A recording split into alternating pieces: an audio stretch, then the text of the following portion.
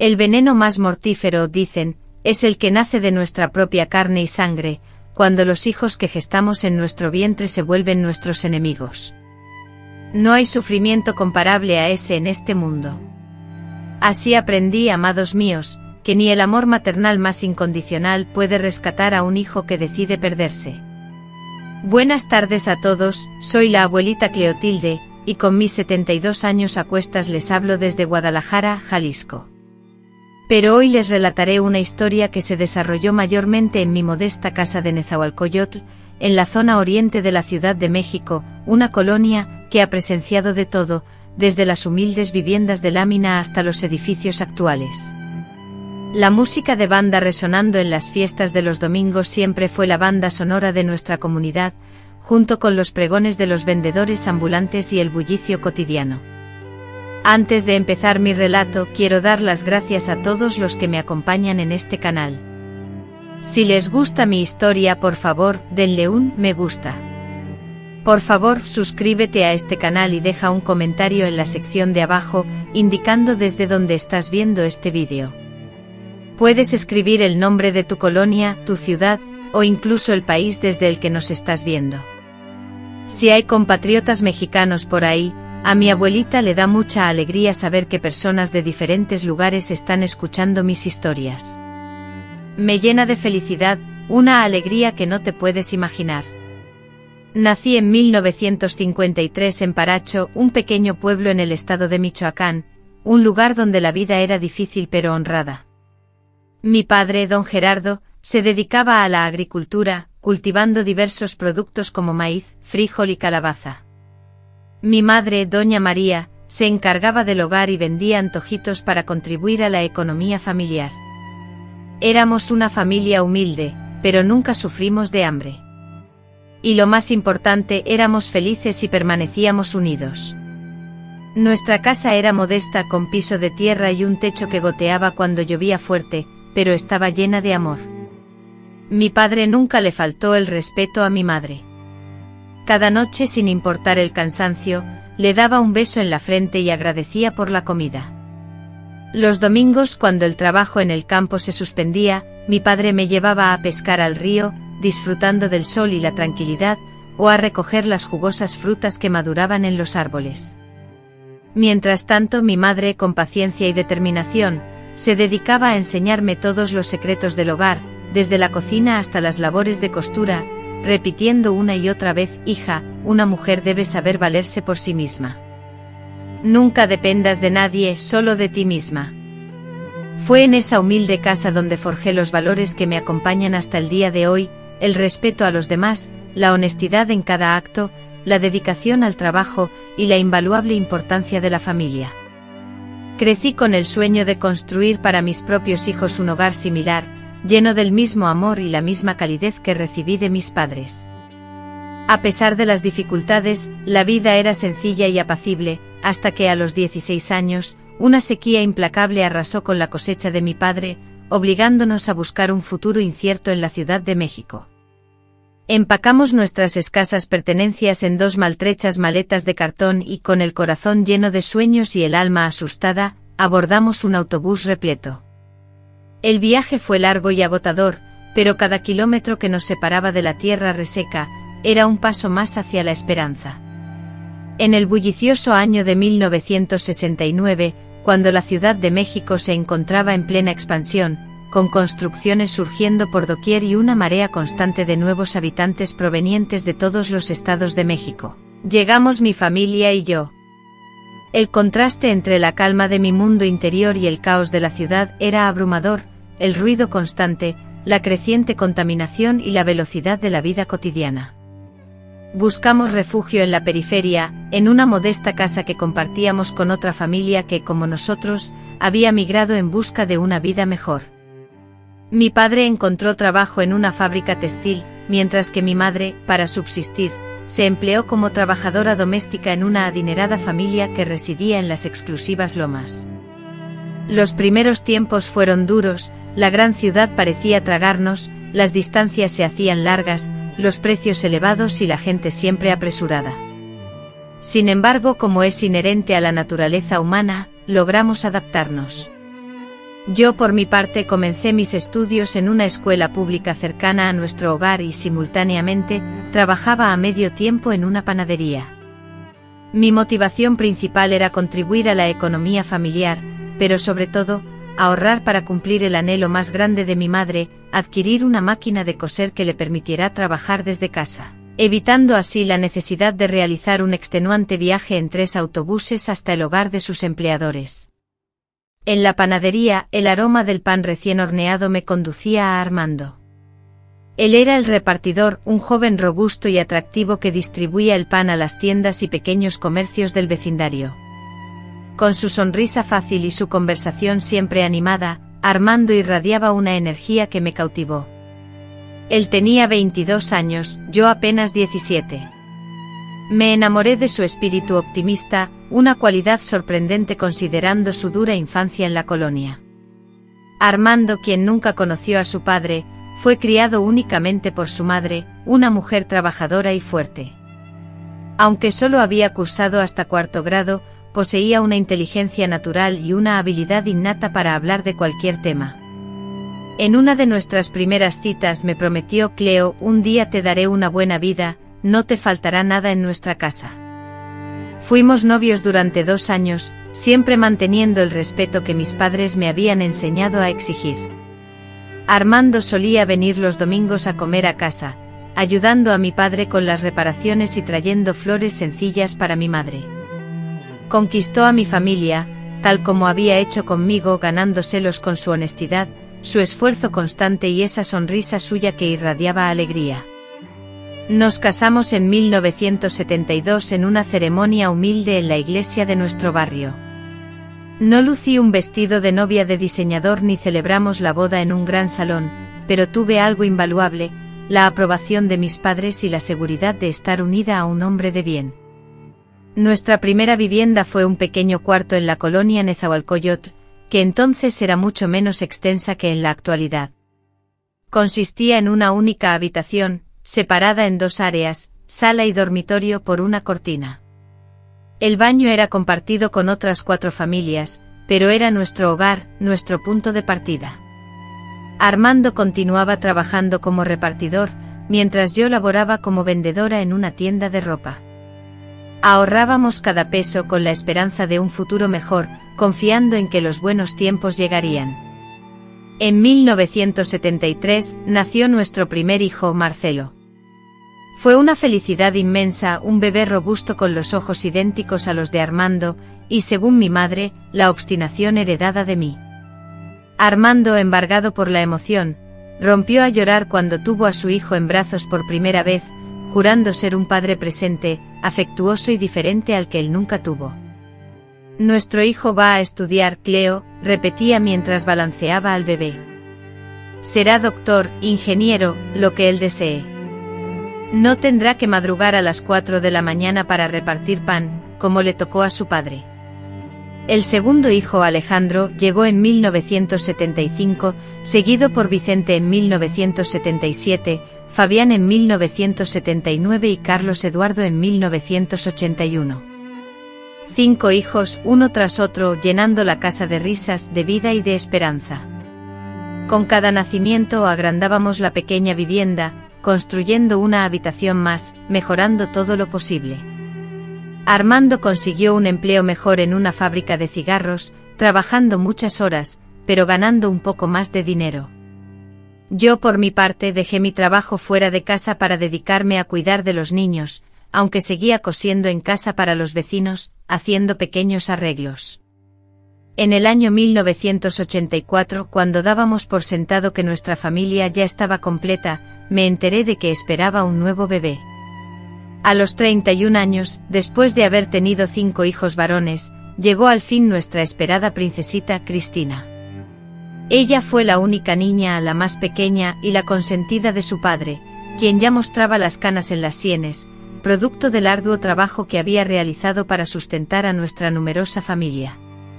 Ahora sí, nuestra familia está completa, exclamó Armando en la maternidad, mientras sostenía a la pequeña Cristina en sus grandes brazos de hombre trabajador, demostrando una ternura que contrastaba con su fuerza.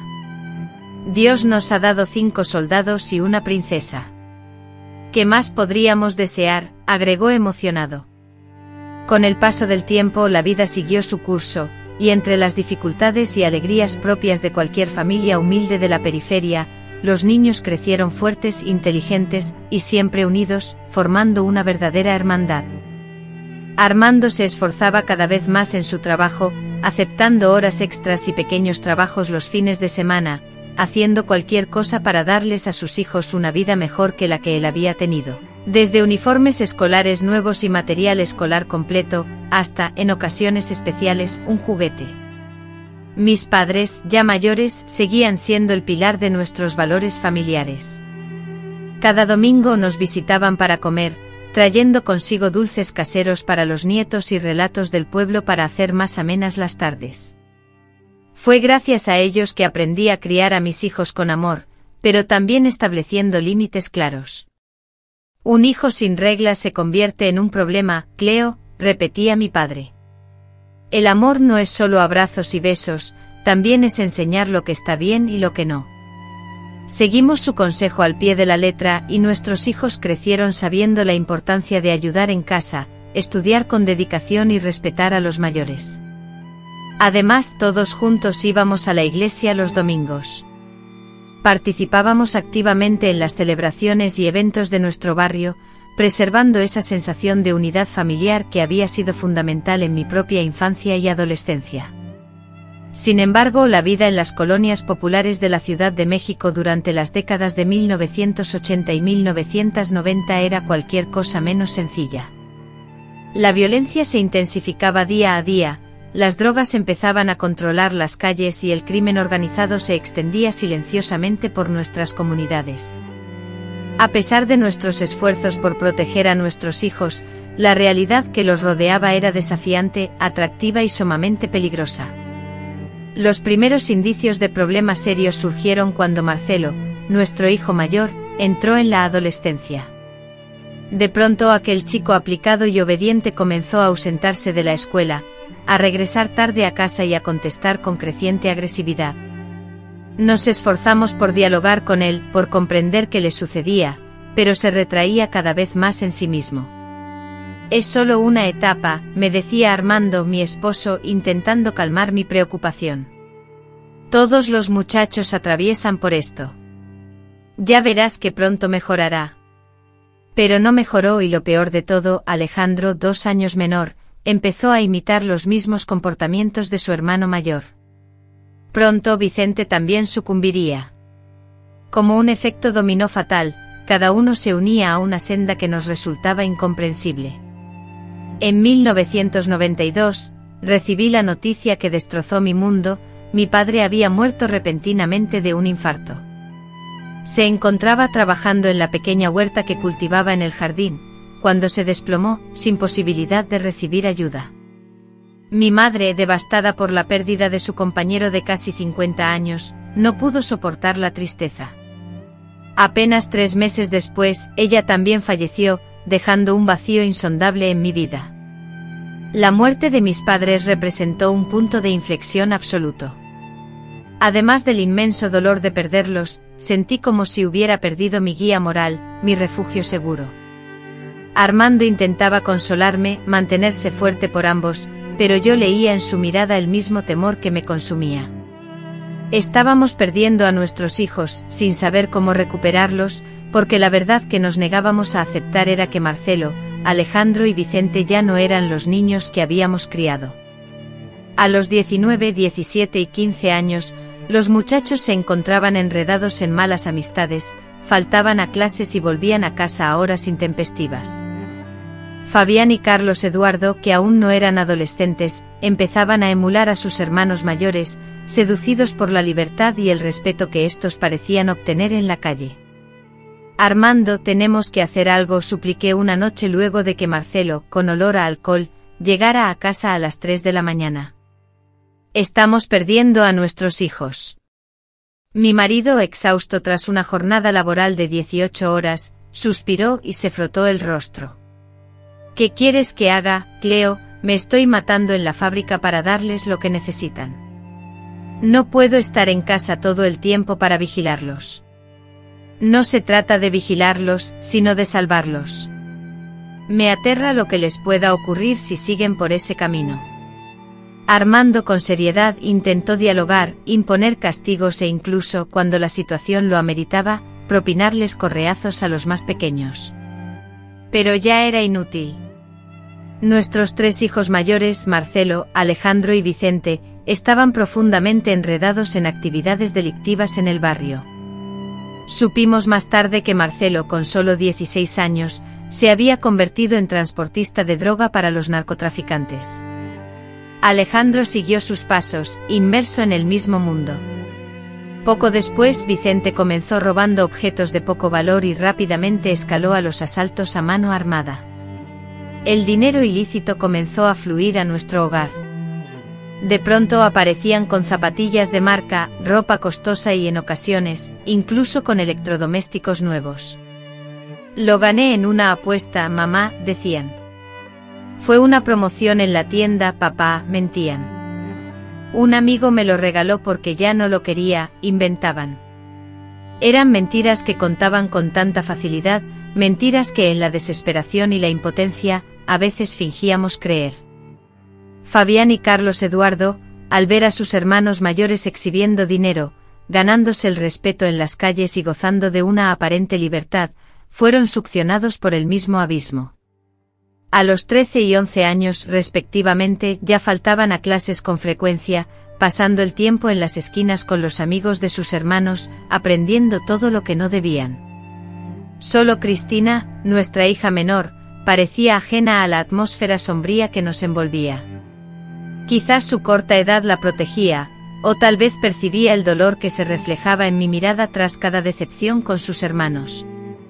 Ella seguía dedicada a sus estudios, obediente y con la mente llena de sueños. Cristina era mi refugio en los momentos más duros, la evidencia palpable de que al menos una semilla de los valores que intentábamos inculcar había prosperado. En 1995, la pesadilla que tanto temíamos comenzó a materializarse. Marcelo, con 22 años, fue detenido por tráfico de drogas. Tras pasar 2 años en prisión, en lugar de rehabilitarse, solo profundizó en el mundo delictivo. Hizo contactos aún más peligrosos y regresó con una dureza aún mayor. En 1997, Alejandro fue herido de bala en un tiroteo con la policía, sobrevivió, pero quedó con una pierna lisiada, un constante recordatorio de sus malas decisiones. Vicente desapareció durante meses en 1998, finalmente supimos que había huido a Sinaloa después de un asalto fallido en el que un guardia de seguridad fue asesinado. Era una condena. Después de recibir una noticia devastadora, me desahogué con Armando una noche inundado de lágrimas. Reflexionando sobre nuestros hijos, Cleo, la sensación de haber cometido errores en su crianza me abrumaba. Donde nos perdimos, la vida, sin ser un castigo, simplemente seguía su curso.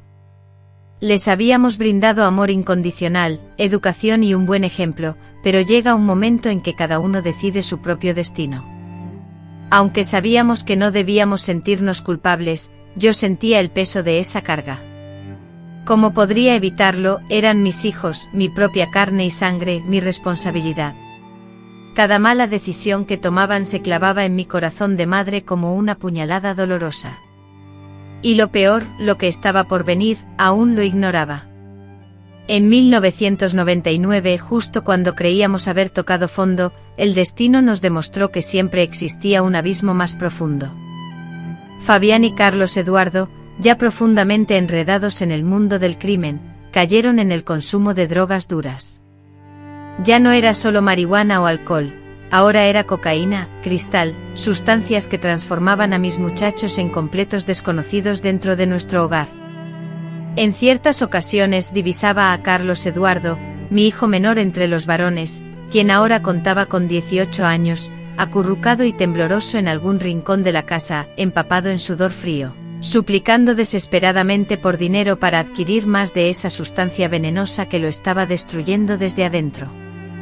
Fabián, a sus 20 años, presentaba una apariencia desoladora, habiendo perdido casi todos sus dientes frontales como consecuencia del consumo constante de cristal.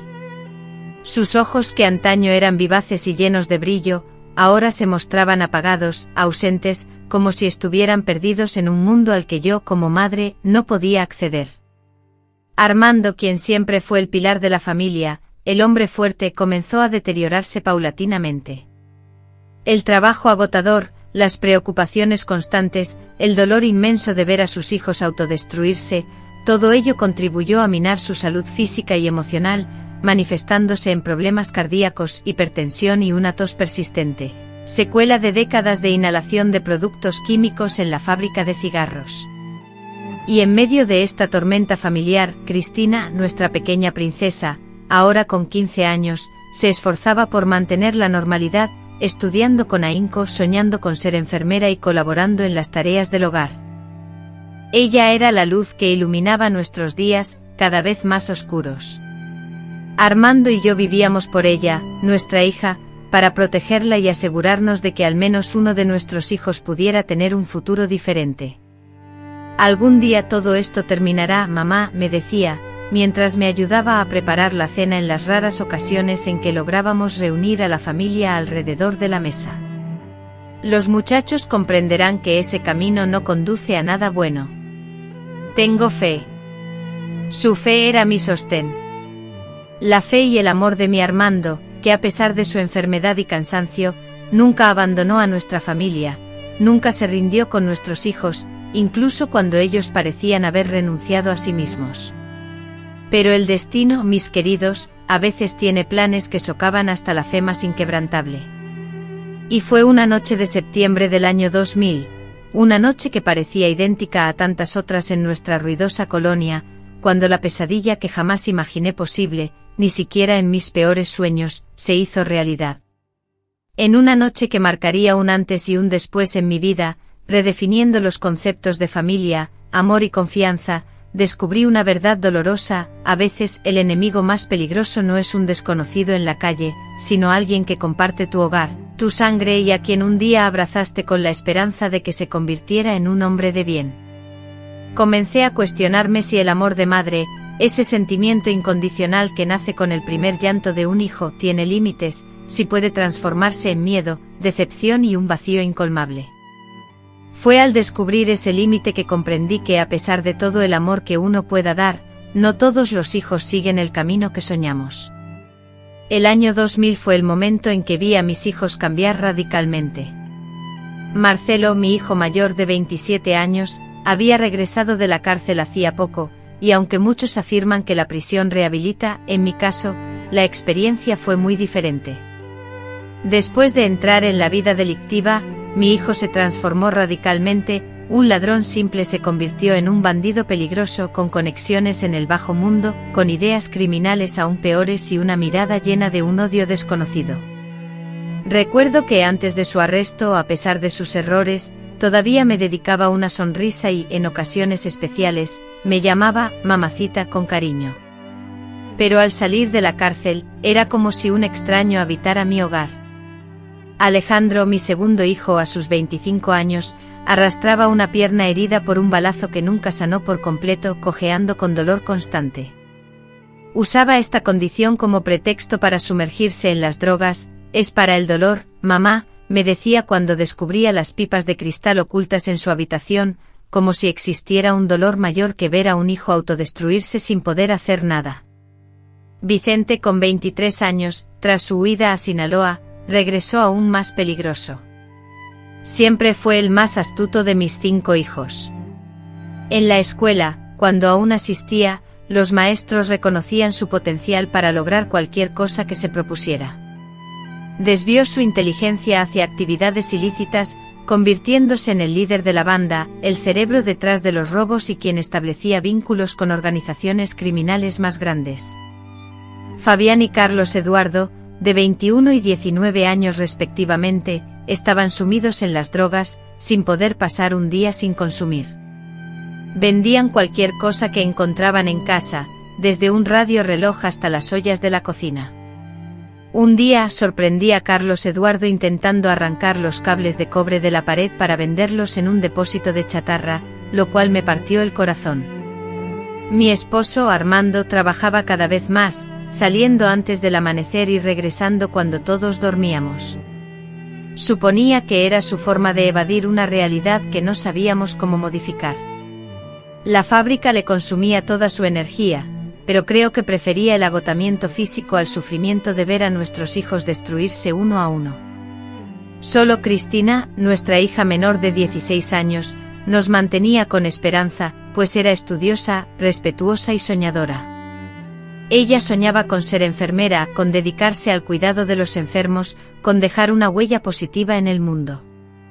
Me recordaba tanto a mí misma, a mi juventud, antes de que las experiencias de la vida me volvieran insensible. Armando y yo vivíamos por ella, con el firme propósito de proteger al menos a uno de nuestros hijos. Fue cerca de abril del año 2000 cuando percibí un cambio significativo en mis 5 hijos varones. Empezaron a pasar más tiempo juntos, susurrando en secreto por los rincones, interrumpiendo sus conversaciones en cuanto yo entraba en la habitación. Se mostraban inquietos, nerviosos, como si estuvieran planeando algo importante. Intenté preguntarles qué sucedía, busqué acercarme a ellos, pero me rechazaban. No es nada, mamá, decía Marcelo, siempre con un tono brusco. Cosas de hombres, señora. No necesita saberlo, insistía Vicente. Y así transcurrieron los meses, con esa atmósfera tensa y creciente en el hogar. Ellos salían juntos, regresaban a altas horas de la madrugada, trayendo consigo dinero que yo sabía que no provenía de un trabajo honrado. Sin embargo, ¿qué podía hacer yo? Denunciar a mis propios hijos, echarlos de casa. Para una madre, esas decisiones son como verse obligada a elegir qué brazo amputarse. En julio de ese año, nos enteramos de que los 5 muchachos se habían integrado a un grupo criminal, un cártel que controlaba una parte considerable de nuestro vecindario.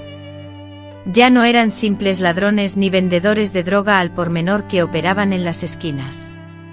Ahora estaban involucrados en asuntos mayores, relacionados con personas peligrosas y crímenes que ni siquiera podía concebir.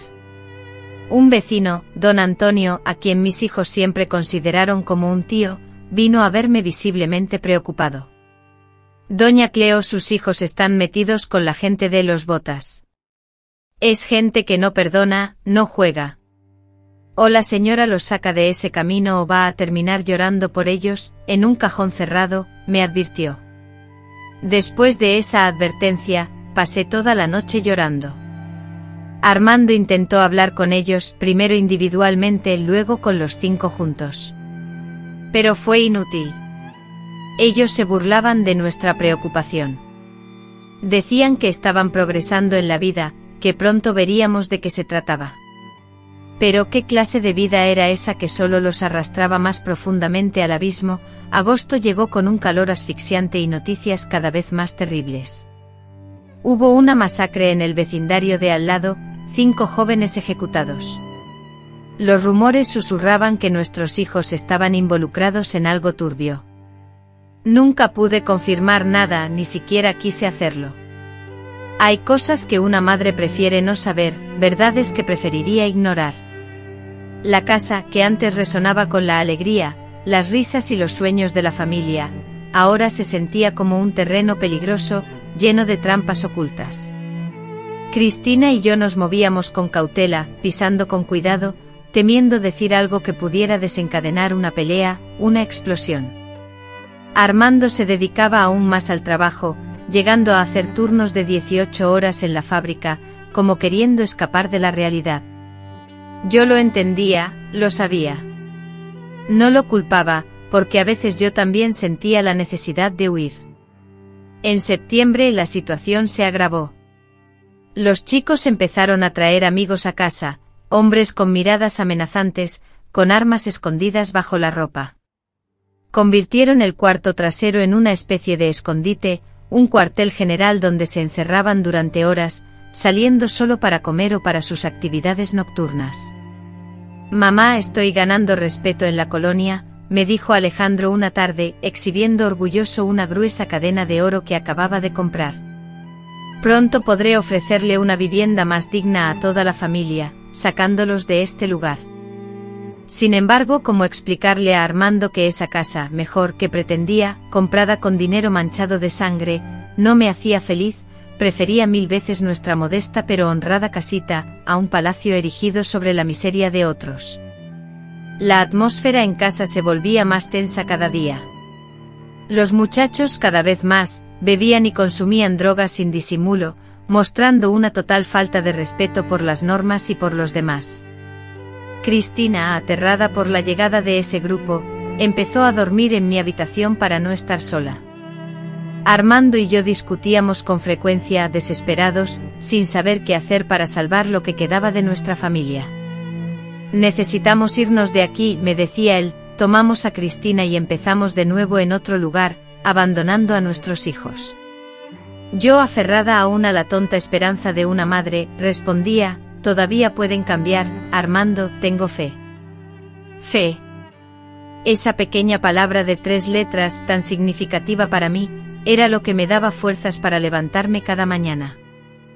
Lo que me mantenía firme, lo que me impulsaba a seguir adelante, era la esperanza de que algún día mis hijos volvieran a ser los jóvenes que había visto crecer.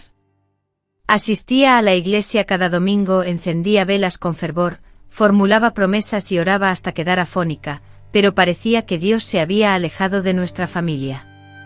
O quizás era simplemente el precio que debíamos pagar por las decisiones que cada uno toma en la vida.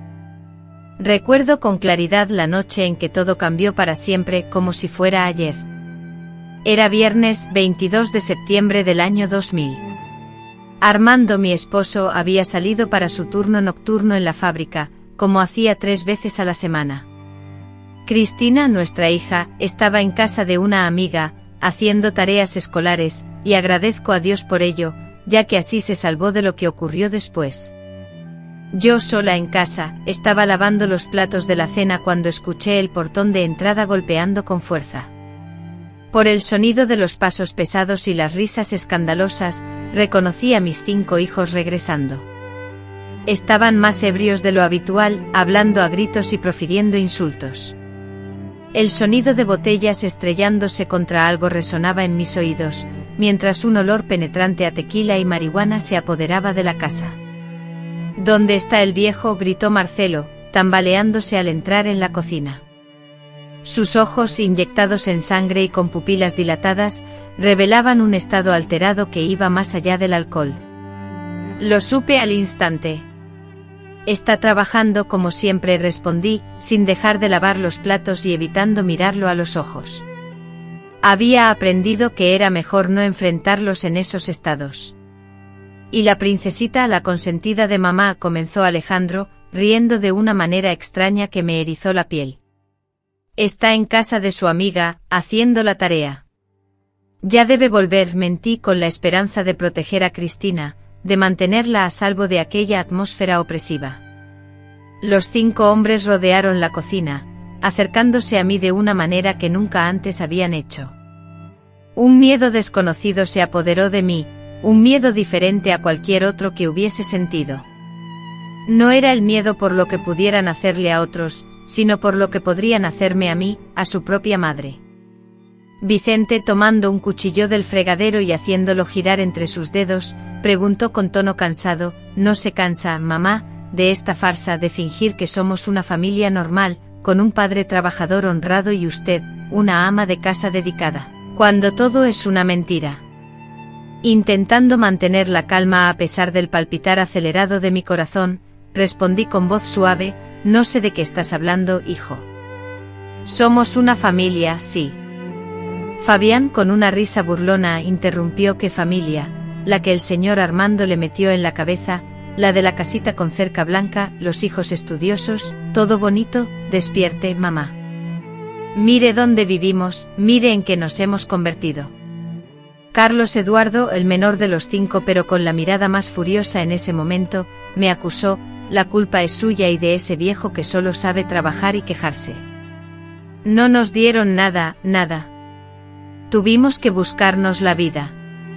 Ante sus palabras me quedé paralizada, sorprendida, como que la culpa es nuestra, de Armando, quien se esforzaba incansablemente trabajando 18 horas diarias para sostener económicamente aquella casa.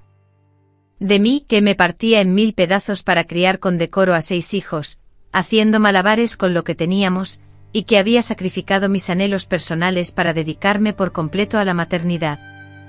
Ustedes, mis hijos, recibieron todo lo que pudimos ofrecerles: un hogar, alimento, educación y afecto.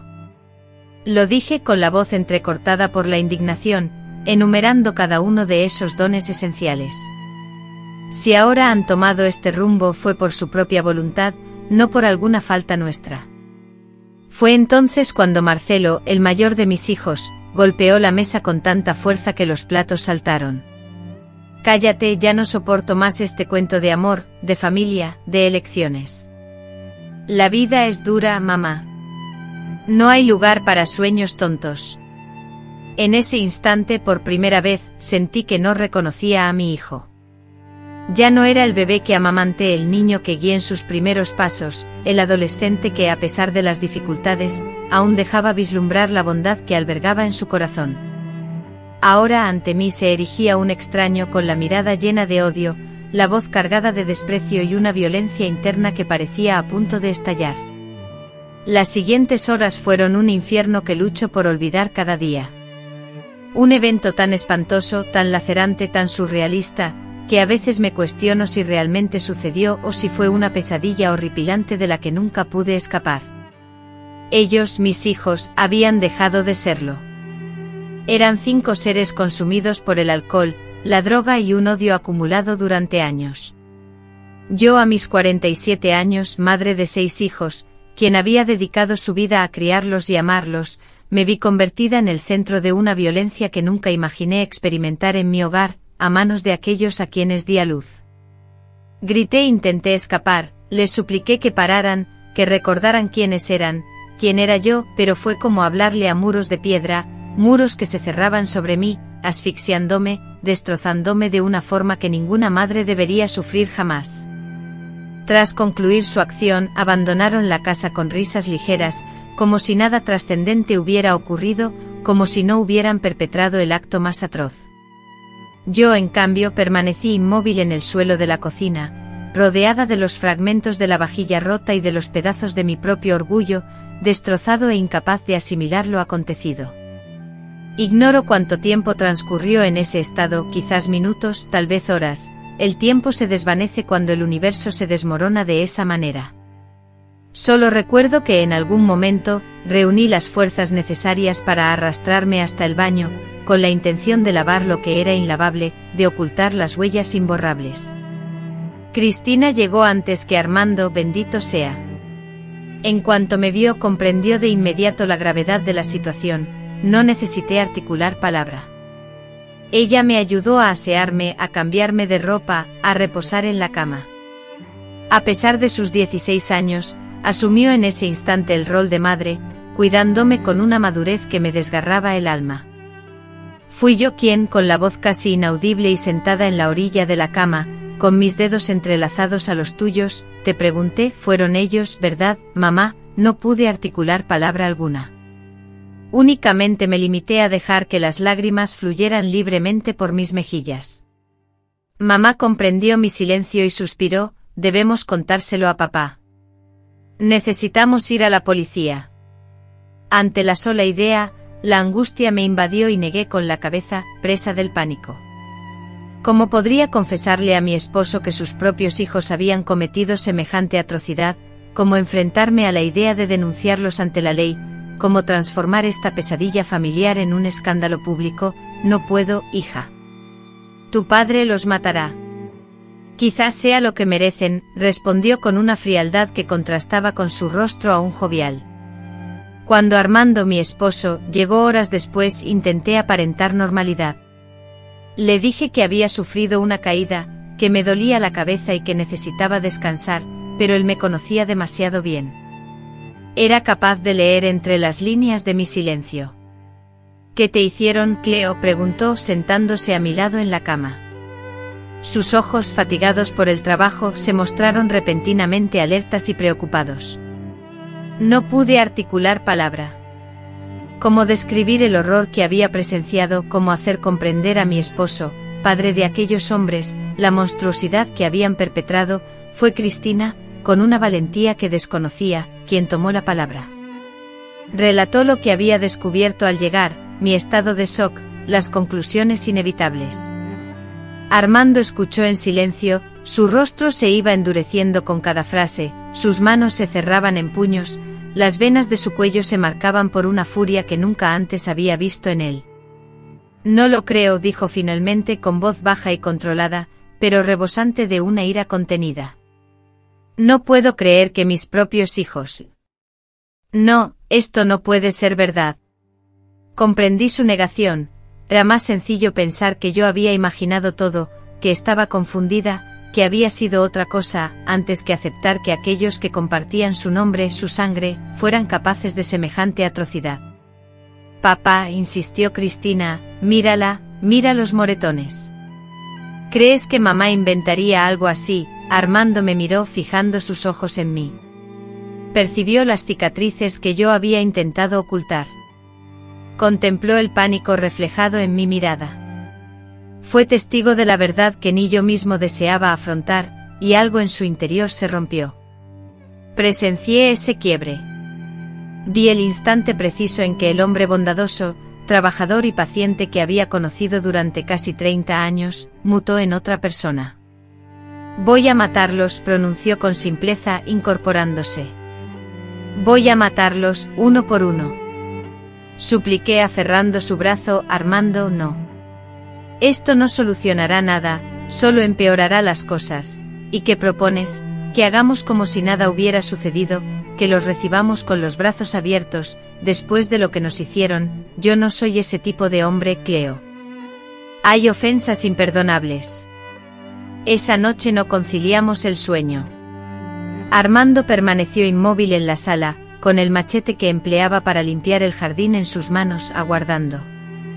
Pero los muchachos no regresaron. Tal vez intuyeron las consecuencias de sus actos. Quizás temieron la reacción del padre al enterarse. O tal vez simplemente continuaron la celebración en otro lugar. Pasaron días sin saber nada de ellos. En ese tiempo de incertidumbre, Armando tomó una decisión trascendental, una que modificaría el curso de nuestras vidas para siempre. Incluso ahora, después de tantos años, me pregunto si fue la elección correcta, si existía otra opción, si podríamos haber actuado de forma distinta. Pero como reza el viejo proverbio, cuando la sangre se convierte en veneno, no hay antídoto que pueda curar. Y nuestra sangre, la que fluía por las venas de nuestros 5 hijos varones, se había transformado en el veneno más letal, aquel que destruye no solo el cuerpo sino también el espíritu, la familia, la confianza, el amor. Un veneno para el que no estábamos preparados y que casi nos destruye a todos. Hay momentos en la vida de una madre en los que el mundo parece detenerse, el tiempo se congela en un instante tan terrible que darías cualquier cosa por retroceder, por haber actuado de otra forma, por haber detectado las señales a tiempo. Pero el tiempo sigue su curso implacable, y nos vemos obligados a soportar heridas que ni siquiera el paso de los años logra sanar del todo. En los 3 días posteriores a aquella noche de horror, me arrastré entre la cama y el sofá, completamente paralizada, incapaz de realizar las tareas más elementales. El cuerpo me dolía, pero el sufrimiento del alma era aún más profundo. Cristina, mi hija con apenas 16 años, asumió el rol de ama de casa, cuidándome, preparando la comida, intentando mantener una pizca de normalidad en medio de esa pesadilla. Armando, mi esposo, parecía un volcán a punto de entrar en erupción. No dormía, apenas probaba bocado. Caminaba sin cesar, de un lado a otro con un machete en la mano, la mirada clavada en la puerta, esperando el regreso de nuestros hijos. Nunca en los casi 30 años de matrimonio, lo había visto así. Siempre fue un hombre tranquilo, paciente, que solucionaba los problemas dialogando. Pero ahora era como si fuera otra persona. Vamos a denunciarlos a la policía, repetía Cristina, sentada en el borde del sofá, junto a mí, mientras yo permanecía tumbada. Mamá, lo que hicieron es un delito, algo terrible. No podemos dejar que esto quede impune.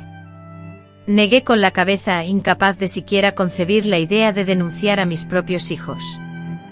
¿Cómo puede una madre hacer eso? ¿Cómo se puede mirar a un policía a los ojos y acusar a tus propios hijos, a quienes llevaste en tu vientre, amamantaste y enseñaste a caminar y hablar, de cometer semejante acto horrendo? Tu hija tiene razón, intervino Armando, deteniendo su nervioso caminar por la sala. No podemos ignorar esto. Pero no recurriremos a la policía. No confío en ellos. La policía de aquí en la colonia está al servicio de quien más paga. Y nuestros hijos están metidos con gente que tiene dinero sucio, capaces de comprar hasta al comandante. Entonces, ¿qué vamos a hacer?, pregunté sintiendo una desesperación tan intensa que me sentía como si me estuviera ahogando. Lo resolveré a mi manera. Fue todo lo que dijo antes de salir de la casa esa mañana del tercer día. Cristina y yo nos quedamos solas, con una tensión en el ambiente que nos dificultaba respirar. A finales de septiembre de 2000, el calor era agobiante como si fuera pleno verano, o tal vez la atmósfera pesada se debía a los recientes y preocupantes sucesos, haciendo el aire casi irrespirable. «Papá, esto va a ser una tontería», susurró Cristina, observando desde la ventana mientras Armando se alejaba y doblaba la esquina. Ella quería decir que no, que su padre era un hombre sensato y nunca haría algo imprudente, pero las palabras no salieron porque en el fondo también temía lo que Armando podría hacer en ese estado alterado. Él regresó casi a la hora de la cena, con una expresión distinta, la rabia aún visible, pero ahora acompañada de una determinación fría y calculada, que la asustó más que la furia de los días anteriores. «Preparen sus cosas», anunció Armando al entrar, «solo lo esencial. Nos vamos de aquí esta noche». «¿A dónde?», preguntó ella, confundida. «Lejos, al interior. Ya lo arreglé todo. Un amigo de la fábrica tiene una casa en Cuernavaca que no utiliza. Podemos permanecer en este lugar hasta que encontremos otro sitio donde vivir. ¿Y los niños?», pregunté, aún dominada por ese instinto maternal que, a pesar de todas las traiciones sufridas, nunca se extinguía por completo. La mirada que Armando me dirigió fue tan gélida que sentí un escalofrío recorrer mi cuerpo. «¿Qué niños, Cleo? No tengo más hijos varones. Para mí, ellos murieron esa noche». Sentí como las lágrimas amenazaban con desbordarse. Por más horrendo que fuera lo que hubieran hecho, seguían siendo mis hijos, y en mi interior aún guardaba los recuerdos de aquellos pequeños e inocentes niños, que fueron antes de que el mundo los transformara en esas criaturas monstruosas. «No podemos simplemente irnos», argumenté con la voz temblorosa. «Tenemos una vida aquí, la escuela de Cristina, tu trabajo». «¿Qué vida, Cleo? Mira en lo que nos hemos convertido, una familia destrozada, viviendo en medio de delincuentes, con miedo de nuestros propios hijos. Eso no es vida. Y Cristina puede estudiar en cualquier otro lugar. Es preferible empezar de nuevo que seguir sufriendo en este infierno». En el fondo de mi corazón, supe que él tenía razón. Allí, en ese lugar que solo evocaba recuerdos dolorosos, vergüenza y miedo, sentíamos que no nos quedaba nada. Sin embargo, la posibilidad de abandonarlo todo, de dejar atrás a los hijos que, a pesar de todo, aún amaba con fervor, me desgarraba el alma. «¿Y si nos persiguen?», pregunté con el miedo atenazándome el pecho. Armando, en un gesto de consuelo, se sentó a mi lado, tomando mis manos con una delicadeza que contrastaba con la dureza grabada en su mirada y me aseguró: «No vendrán. Te garantizo que no vendrán». La firmeza en su voz, junto con algo indescifrable en su mirada, me causó escalofríos. ¿Qué había tramado Armando durante las horas en que estuvo fuera de casa? ¿Qué planes oscuros había urdido?, quise preguntar, pero al mismo tiempo temía conocer la respuesta. Sabía que hay verdades que es mejor mantener sepultadas en el olvido. Esa misma noche, con solo 2 maletas conteniendo nuestras pertenencias más esenciales, abandonamos la casa que había sido nuestro hogar por más de 2 décadas. La casa donde había criado a mis 6 hijos, donde había reído y llorado, donde había soñado con un futuro mejor. Salimos furtivamente en plena madrugada, dejando atrás no solo objetos materiales, sino también fragmentos de nuestras propias vidas. Un amigo de Armando que trabajaba en la fábrica, nos esperaba en un automóvil ya usado, estacionado a unas cuadras de distancia. Sin decir palabra nos metimos en el coche con las lágrimas cayendo silenciosamente por mi rostro, mientras Cristina me apretaba la mano con fuerza, buscando en mí una fortaleza que no lograba encontrar. Todo va a estar bien, afirmó Armando, cuando el coche comenzó a moverse, alejándonos del barrio. Vamos a empezar de nuevo los tres juntos, como una verdadera familia. Los tres, una familia de verdad. Esas palabras, que deberían haber traído consuelo, solo intensificaron el dolor de la pérdida. Porque a pesar de mis esfuerzos por negarlo, a pesar de saber que era necesario, estábamos dejando atrás a 5 hijos, 5 pedazos de mi alma, por quienes, a pesar de todo, mi corazón aún palpitaba. El trayecto a Cuernavaca transcurrió en silencio, cada uno de nosotros sumido en sus propios pensamientos, en sus propias tristezas. El amigo de Armando respetó nuestro silencio conduciendo con atención, solo echando miradas ocasionales por el espejo retrovisor, como si temiera que alguien nos estuviera persiguiendo. A pesar de haber viajado toda la noche, arribamos a nuestro refugio al amanecer, en un lugar remoto y tranquilo, lejos del bullicio de la ciudad. La vivienda, modesta y funcional, consistía en 2 diminutas habitaciones, una sala de estar, una cocina y un baño, una clara diferencia con nuestra antigua casa en la colonia, que aunque humilde, resultaba espaciosa, fruto de años de remodelaciones para albergar a nuestra numerosa familia. No es mucho, pero aquí estarán seguros, afirmó el amigo de Armando, entregando las llaves. Nadie los encontrará. Durante los primeros días nos movíamos como autómatas, cumpliendo con las necesidades más básicas sin sentir realmente lo que ocurría. Cristina, siempre valiente, fue la primera en tomar la iniciativa, buscó una escuela cercana, se inscribió y comenzó a entablar amistad con los vecinos. Armando, gracias a la ayuda de nuestro amigo, encontró trabajo en un taller mecánico en la ciudad. En cuanto a mí, me sentía atrapada en una especie de limbo entre el terror del pasado y el vacío del presente, incapaz de conciliar el sueño, y despertando sobresaltada y gritando en medio de la oscuridad. Me aterraba salir de mi hogar.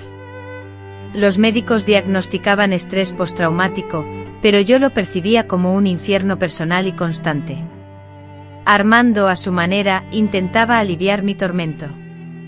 Recolectaba flores silvestres en su camino de regreso del trabajo para mí, preparaba el desayuno los domingos y me daba masajes en la espalda cuando el dolor se volvía insoportable. Sin embargo, entre nosotros se extendía un abismo profundo, un vacío infranqueable construido con secretos tácitos, preguntas sin formular y respuestas quizás indeseadas. Tenemos que hablar sobre lo que ocurrió, me dijo una noche una vez que Cristina, nuestra hija, se había ido a dormir. No podemos seguir ignorando lo que pasó. No sé si soy capaz, respondí con sinceridad. ¿Cómo traducir el dolor en palabras, cómo darle nombre a lo indecible? No sobre eso, aclaró, sentándose a mi lado en el pequeño porche. Sobre el después, sobre lo que hiciste. Un escalofrío recorrió mi espalda. Durante semanas había intentado a toda costa no pensar en lo que Armando pudo haber hecho en aquellas horas previas a nuestra huida, en las que abandonó el hogar. Tampoco quería considerar el significado de su afirmación, tan dolorosa, de que nuestros hijos no nos buscarían. No es necesario que me lo cuentes, susurré, intentando proteger esa parte de mí que se aferraba a la imagen del hombre bueno y justo que conocía y amaba. Sí, necesito, insistió con la voz quebrada por la emoción. No puedo soportar esto solo, Cleo. Es demasiado, demasiado pesado. Y entonces, con detalles que aún hoy me atormentan en pesadillas, me relató cómo buscó a un conocido, un policía retirado que ofrecía servicios especiales en la colonia. Explicó cómo pagó con los ahorros de toda una vida para que ese hombre y otros dieran un susto a nuestros hijos, no para matarlos. Armando hizo hincapié en dejar eso claro, sino para asegurarse de que nunca más nos buscaran, que nunca supieran dónde estábamos. Con las manos temblorosas mientras encendía un cigarrillo, un vicio que había dejado hace años y ahora retomaba, admitió que les habían dado una paliza. El policía, tras asegurar que no estarían bien por un buen tiempo, advirtió que si intentaban buscarnos, la paliza sería mucho peor. En silencio asimilé la información. Mi marido, el hombre que dedicó su vida al trabajo honesto, nos inculcó valores y era un ejemplo para la comunidad, había contratado a gente para golpear a sus propios hijos. La línea entre lo correcto y lo incorrecto nunca había sido tan delgada. Luego hablé con el jefe de ellos, el tal Botas, quien evitaba mi mirada mientras continuaba Armando, le expliqué lo ocurrido, le mostré las fotos que Cristina te tomó de los moretones cuando te ayudó a bañarte. Me quedé impactada al enterarme de esas fotos, nunca imaginé que mi hija había documentado ese momento de horror. A pesar de todo lo que dicen de él, Botas tiene un código. La familia es sagrada, declaró, su voz resonando con firmeza. Se sintió profundamente ofendido por lo que habían hecho, por la acción de nuestros hijos, los muchachos. Afirmó que se encargaría de ellos, resolviendo el asunto a su manera, y nos aseguró que podíamos marcharnos tranquilos, sin temor a represalias por parte del cártel. Intenté asimilar todo aquello. Mi esposo, en un intento desesperado por protegernos, había buscado ayuda en bandidos y policías corruptos, había traspasado límites que juramos no cruzar. Todo por la tragedia que nuestros propios hijos habían desatado en nuestro hogar. ¿Crees que hice mal?, preguntó finalmente, la vulnerabilidad asomándose en su voz, tomándome completamente desprevenida. Armando, siempre tan seguro de sí mismo, tan resuelto, ahora parecía un niño en busca de aprobación. ¿Qué podía responderle? ¿Acaso decirle que sí, que se había equivocado al recurrir a la violencia, o quizás que no, que había actuado como debía para proteger lo que quedaba de nuestra familia? La verdad era que no existía una respuesta correcta, no para una situación tan distorsionada, tan alejada de cualquier norma o parámetro de normalidad. Finalmente respondí con la voz cansada: hiciste lo que creíste necesario, y ahora debemos afrontar las consecuencias.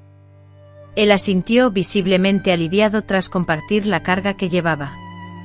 Permanecimos en silencio, sentados en el porche, contemplando el cielo estrellado del interior de Morelos, un espectáculo muy diferente al que estábamos acostumbrados en la capital, donde la contaminación apenas permitía ver las estrellas. Éramos dos náufragos perdidos en una playa desconocida, tratando de entender cómo habíamos llegado hasta allí y cómo reconstruir nuestras vidas a partir de los escombros. Octubre trajo consigo intensas lluvias que limpiaron el polvo del terreno, reviviendo la vegetación con un verde intenso. Para distraerme, comencé a ayudar a una vecina que vendía pasteles y dulces en la feria del pueblo. Era un alivio tener algo que me mantuviera ocupada, que me hiciera sentir útil, que me demostrara que aún sabía hacer algo además de llorar las noches que había perdido. Cristina, para mi sorpresa, se adaptó rápidamente a la nueva escuela, mostrando siempre dedicación a sus estudios. Pronto en las aulas ella demostró un desempeño sobresaliente, forjó nuevas amistades y, para sorpresa de todos, inició una relación con un compañero de clase, un joven de modales impecables, amable y completamente distinto a los muchachos de su barrio. Verla sonreír, después de tanto tiempo, era como una cura para mi corazón dolido. Mientras tanto, Armando se esforzaba incansablemente en el taller, regresando a casa rendido, pero con una sensación de logro. El trabajo manual, la reparación de motores, ofrecía un contraste radical con la agotadora rutina de la fábrica de cigarros. Él aseguraba sentirse más vivo, más productivo. Las líneas de preocupación que surcaban su rostro comenzaron a atenuarse y las canas, a parecer menos marcadas. Sin embargo, la calma no era absoluta, las noches seguían siendo un tormento para mí. Las pesadillas persistían, presentándome imágenes deformadas de aquella noche, rostros que se metamorfoseaban, mezclando los tiernos y puros semblantes de los niños que cuidé con los violentos semblantes de los hombres en que se convirtieron. Despertaba sobresaltada, empapada en sudor, y en ocasiones, tan desorientada que no lograba reconocer mi propio hogar. Necesitamos que te vea un médico, repitió Armando preocupado, después de una noche terrible en la que con las manos temblorosas e incontrolables, se me cayó un vaso al intentar beber agua. Esto no es normal, Cleo. Lleva más de un mes pasando.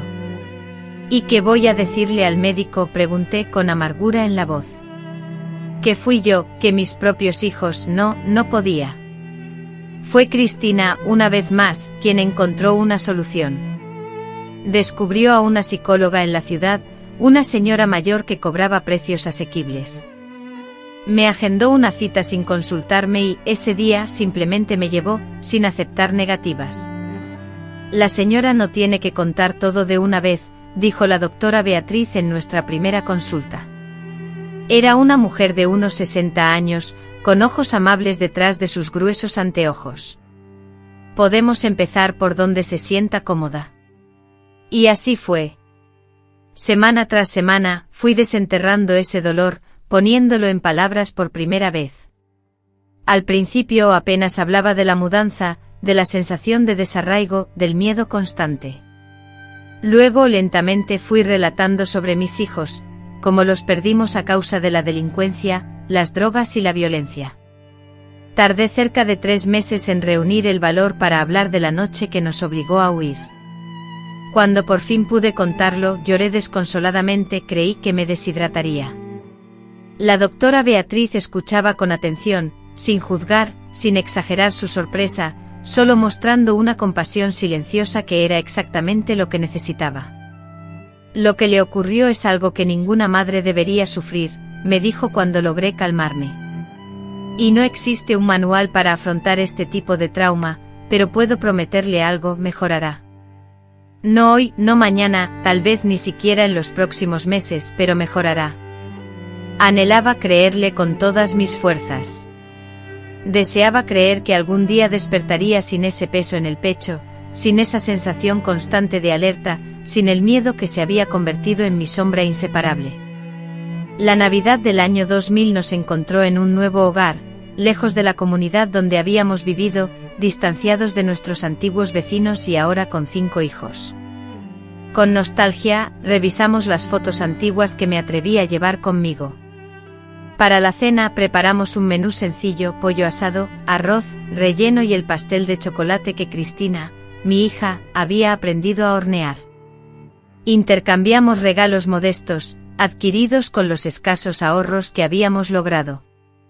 Esa Navidad fue agridulce, triste por las ausencias, por los lugares vacíos en la mesa y por los recuerdos de las Navidades anteriores, cuando la casa se llenaba de gente, de risas y de bullicio. Sin embargo, también nos inundaba la felicidad por la paz que finalmente comenzábamos a sentir, por la oportunidad de empezar de nuevo y simplemente por estar juntos y a salvo. En enero de 2001, un acontecimiento inesperado, anunciado en una pequeña nota casi escondida en las páginas de sucesos del periódico local, alteraría de nuevo el rumbo de nuestras vidas. En la colonia Nezahualcóyotl, ocurrió una brutal masacre que dejó 5 personas sin vida, todas con historial delictivo, lo que apuntaba a un posible ajuste de cuentas entre grupos criminales rivales. El periódico solo mencionaba las edades de las víctimas: 27, 25, 23, 21 y 19 años, las mismas que tenían mis 5 hijos. Aunque las masacres eran lamentablemente comunes en las colonias de la Ciudad de México en ese tiempo, algo dentro de mí, una intuición maternal innegable, me alertó. Cuando Armando regresó del trabajo, le mostré el periódico. Él lo leyó en silencio, su expresión permaneció inalterable. Luego dobló cuidadosamente el diario, lo depositó sobre la mesa y se desplomó en una silla, mostrando una repentina apariencia de vejez y agotamiento. ¿Crees?, intenté preguntar sin concluir la frase. No lo sé, respondió con sinceridad. Y quizás sea mejor no saber. Esa noche ni ninguna otra volvimos a hablar del tema, como si hubiéramos sellado un pacto tácito para evitar la confirmación, para no ahondar en esa dolorosa sospecha. Si aquellos niños eran realmente nuestros hijos, la pérdida era definitiva y ya no había nada que pudiéramos hacer para revertirla.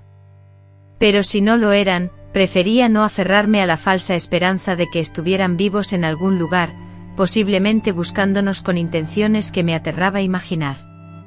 Irónicamente, esa noticia trajo consigo una extraña sensación de cierre, como si un ciclo hubiera terminado y otro pudiera comenzar. No sentí alivio porque jamás podría sentirlo ante la muerte de mis hijos, sin importar las circunstancias. Sin embargo, hubo una resignación, una aceptación de que algunas historias no tienen finales felices, solo finales tristes. En las semanas siguientes, comencé a notar cambios en mí, las pesadillas, aunque persistían, se presentaban con menos frecuencia.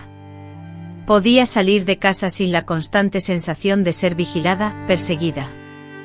Incluso volví a cocinar, algo que siempre había amado y que había dejado de hacer desde la huida, incapaz de encontrar placer en las cosas cotidianas.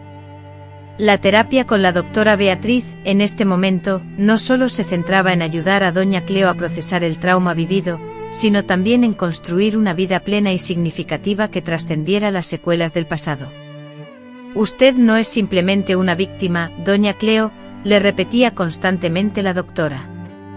Usted es una sobreviviente y los sobrevivientes siguen adelante un paso a la vez, un paso a la vez. Fue de esta manera, dando un paso tras otro, como doña Cleo reconstruyó su vida en aquel pequeño y tranquilo rincón del interior de Morelos. Día tras día, logrando pequeñas victorias, aprendió a sonreír de nuevo, a encontrar alegría en las cosas más sencillas y a contemplar el futuro con esperanza, dejando atrás el miedo. En diciembre de 2001, Cristina se graduó de la preparatoria con honores, obteniendo calificaciones sobresalientes que le aseguraron un lugar en un curso técnico de enfermería en Cuernavaca. Este evento marcaba el inicio de la realización de su sueño, cuidar de los demás y marcar una diferencia en el mundo. La ceremonia de graduación fue un momento de inmensa felicidad, pero también de profunda reflexión sobre todo el camino recorrido y los desafíos superados para llegar a ese logro. Armando, un hombre incansable en su trabajo, logró ahorrar lo suficiente para adquirir un modesto terreno en las afueras de Cuernavaca. Con la ayuda de sus amigos del taller, inició la construcción de nuestra casa, ladrillo a ladrillo, los fines de semana. Siempre fue un hombre de pocas palabras, reservado en sus expresiones. Sin embargo, en cada ladrillo que colocaba, construía un nuevo capítulo de nuestra vida juntos. Y yo, por mi parte, fui encontrando mi propio camino.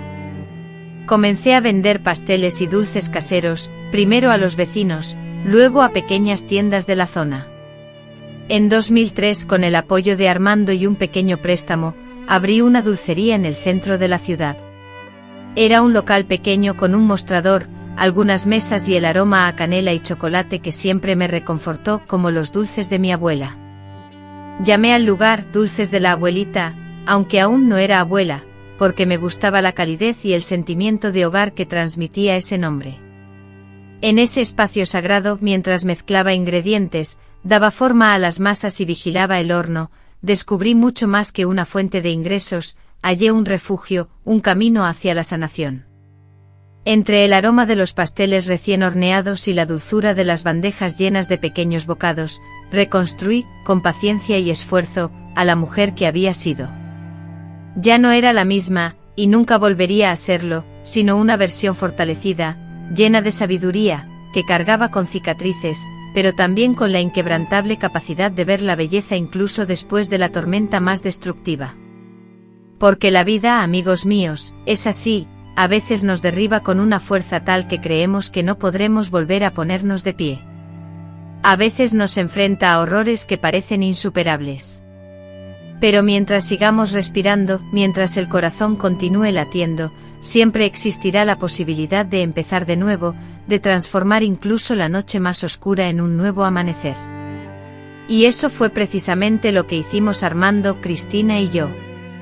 Convertimos el sufrimiento de la tragedia en una oportunidad para empezar de nuevo, transformando el dolor en una fortaleza personal y el cierre de un capítulo en el preludio de una nueva vida. Una historia que, aunque parecía terminada, estaba lejos de concluir. No duden en suscribirse a este canal, dar me gusta a este vídeo y compartir sus comentarios sobre mi historia, ya que me interesa mucho conocer sus perspectivas. Ustedes saben lo que es vivir con miedo constante, mirando por encima del hombro con la sensación de que el pasado puede alcanzarlos en cualquier momento. Así fueron mis primeros años en Cuernavaca. Incluso después de la noticia publicada en el periódico sobre la masacre, una parte de mí se negaba a aceptar la pérdida de mis hijos. Era como si mi corazón de madre se negara a creerlo, incluso sabiendo, quizás, que esa fuera la mejor opción. El año 2001 transcurrió lentamente, como si el tiempo tuviera una cadencia diferente en mi interior. Las estaciones del año se percibían con mayor intensidad y profundidad. El invierno, con su frío penetrante que se colaba por las grietas de nuestra humilde casa, era un recuerdo vívido. Después la primavera estallaba en un festival de colores vibrantes en los campos que nos rodeaban, y el verano traía consigo tormentas estruendosas que hacían que Cristina, como cuando era niña, corriera a refugiarse en nuestra cama. Con el tiempo establecimos nuevas rutinas y fuimos creando nuevos recuerdos familiares. Armando se marchaba temprano para su taller, y Cristina se preparaba para ir a la escuela. Yo me quedaba en casa, esforzándome por transformar esas paredes desconocidas en un verdadero hogar. Asistía a las consultas de la doctora Beatriz 2 veces por semana, aún incapaz de abordar ciertos aspectos de aquella noche, aunque lograba avanzar, poco a poco, fuera del abismo de oscuridad que me había engullido. A mediados de 2001, recibí una visita inesperada. Estaba sola en casa, preparando la comida, cuando escuché golpes en la puerta. Inmediatamente mi corazón se aceleró, reflejo del miedo que aún me atormentaba. ¿Quién podría ser? Muy pocas personas conocían nuestra dirección. ¿Quién es?, pregunté sin atreverme a abrir. Doña Cleo, soy yo, don Antonio, su vecino de Nesa. Sentí un escalofrío recorrer mi cuerpo. Era el mismo don Antonio que me había advertido sobre la peligrosa relación de los jóvenes con los hombres del Botas, y me preguntaba, ¿cómo nos había encontrado? ¿Acaso se trataba de una trampa? Con las manos temblorosas, abrí la puerta solo un poco, preparada para cerrarla de inmediato si fuera necesario. Ahí estaba él, el hombre negro de unos 70 años, con el cabello completamente blanco y la misma gorra desgastada que solía usar en la colonia. ¿Cómo nos encontró?, le pregunté manteniendo la puerta entreabierta. Doña Cleo, necesito hablar con usted, es importante. ¿Puedo pasar?, me dijo. Dudé. Una parte de mí deseaba cerrar la puerta, escapar, llamar a Armando, pero otra parte sentía la necesidad de saber. Necesitaba saber qué había sucedido después de que nos marchamos. Necesitaba saber si esos 5 cuerpos que aparecían en el periódico eran realmente mis hijos. Finalmente le permití entrar. Le ofrecí un café, un gesto de bienvenida que mi madre me había inculcado, y que ni siquiera el miedo lograba anular del todo. Él aceptó, se acomodó en la sencilla mesa de la cocina, se quitó la gorra y la hizo girar con inquietud entre sus dedos. Doña Cleo, no voy a andarme con rodeos. Vine porque pensé que usted merecía saber la verdad sobre sus hijos. La taza de café tembló en mi mano. Ellos, mis hijos, estaban implicados en la noticia de la masacre publicada en el periódico. Él asintió lentamente, confirmando mis peores temores. Estaban los 5 en una casa abandonada al final de la colonia, donde habían establecido una especie de refugio. Fue una ejecución, doña Cleo. Un disparo en la cabeza, al estilo de un juicio sumario. Me senté, mis piernas ya no soportaban el peso de mi cuerpo. A pesar de mis sospechas, a pesar de sentir en mi interior que eran ellos, escuchar la confirmación era diferente, era definitivo, era real. ¿Quién?, comencé a preguntar, sin poder completar la frase. El Botas dio la orden, respondió don Antonio con simplicidad. Después de que su marido le habló, le mostró lo que le habían hecho a usted. Él, tras escuchar, dictó la sentencia. En la colonia, ya sabe, existen códigos, reglas de honor incluso entre los bandidos. Lo que sus hijos hicieron, traspasó todos los límites. Me quedé muda, tratando de asimilarlo. Mi marido, de alguna manera, había sido indirectamente responsable de la muerte de nuestros hijos. O quizás fueron ellos mismos, con sus decisiones, quienes sellaron su propio destino. O tal vez fui yo que no supe ver las señales, que no conseguí protegerlos del camino que eligieron. La culpa en ese momento se entremezclaba, se confundía, resultando insuficiente para explicar la tragedia que había caído sobre nuestra familia. Pero hay más, continuó don Antonio, mirando el café que se enfriaba en la mesa. Antes del final, sus muchachos confesaron algo más sobre su hija Cristina. Mi corazón dio un vuelco. ¿Qué pasa con Cristina? Él respiró hondo, claramente perturbado. Doña Cleo confesaron que también la habían dañado a ella. En ocasiones, cuando ni yo ni don Armando nos encontrábamos en casa, sentía que el mundo se venía abajo a mi alrededor. No, eso no, mi niña, mi princesita, la única alegría que me quedaba. No podían haberle hecho eso también a ella.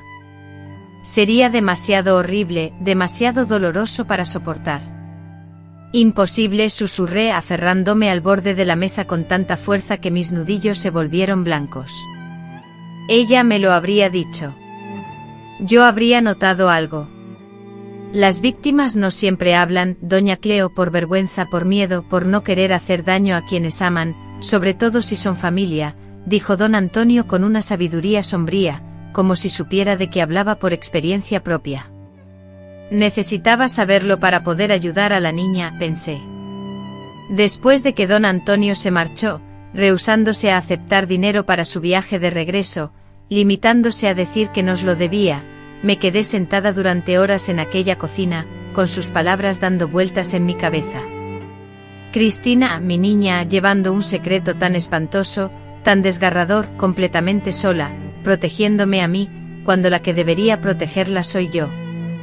Al verla llegar de la escuela, la observé con una mirada diferente.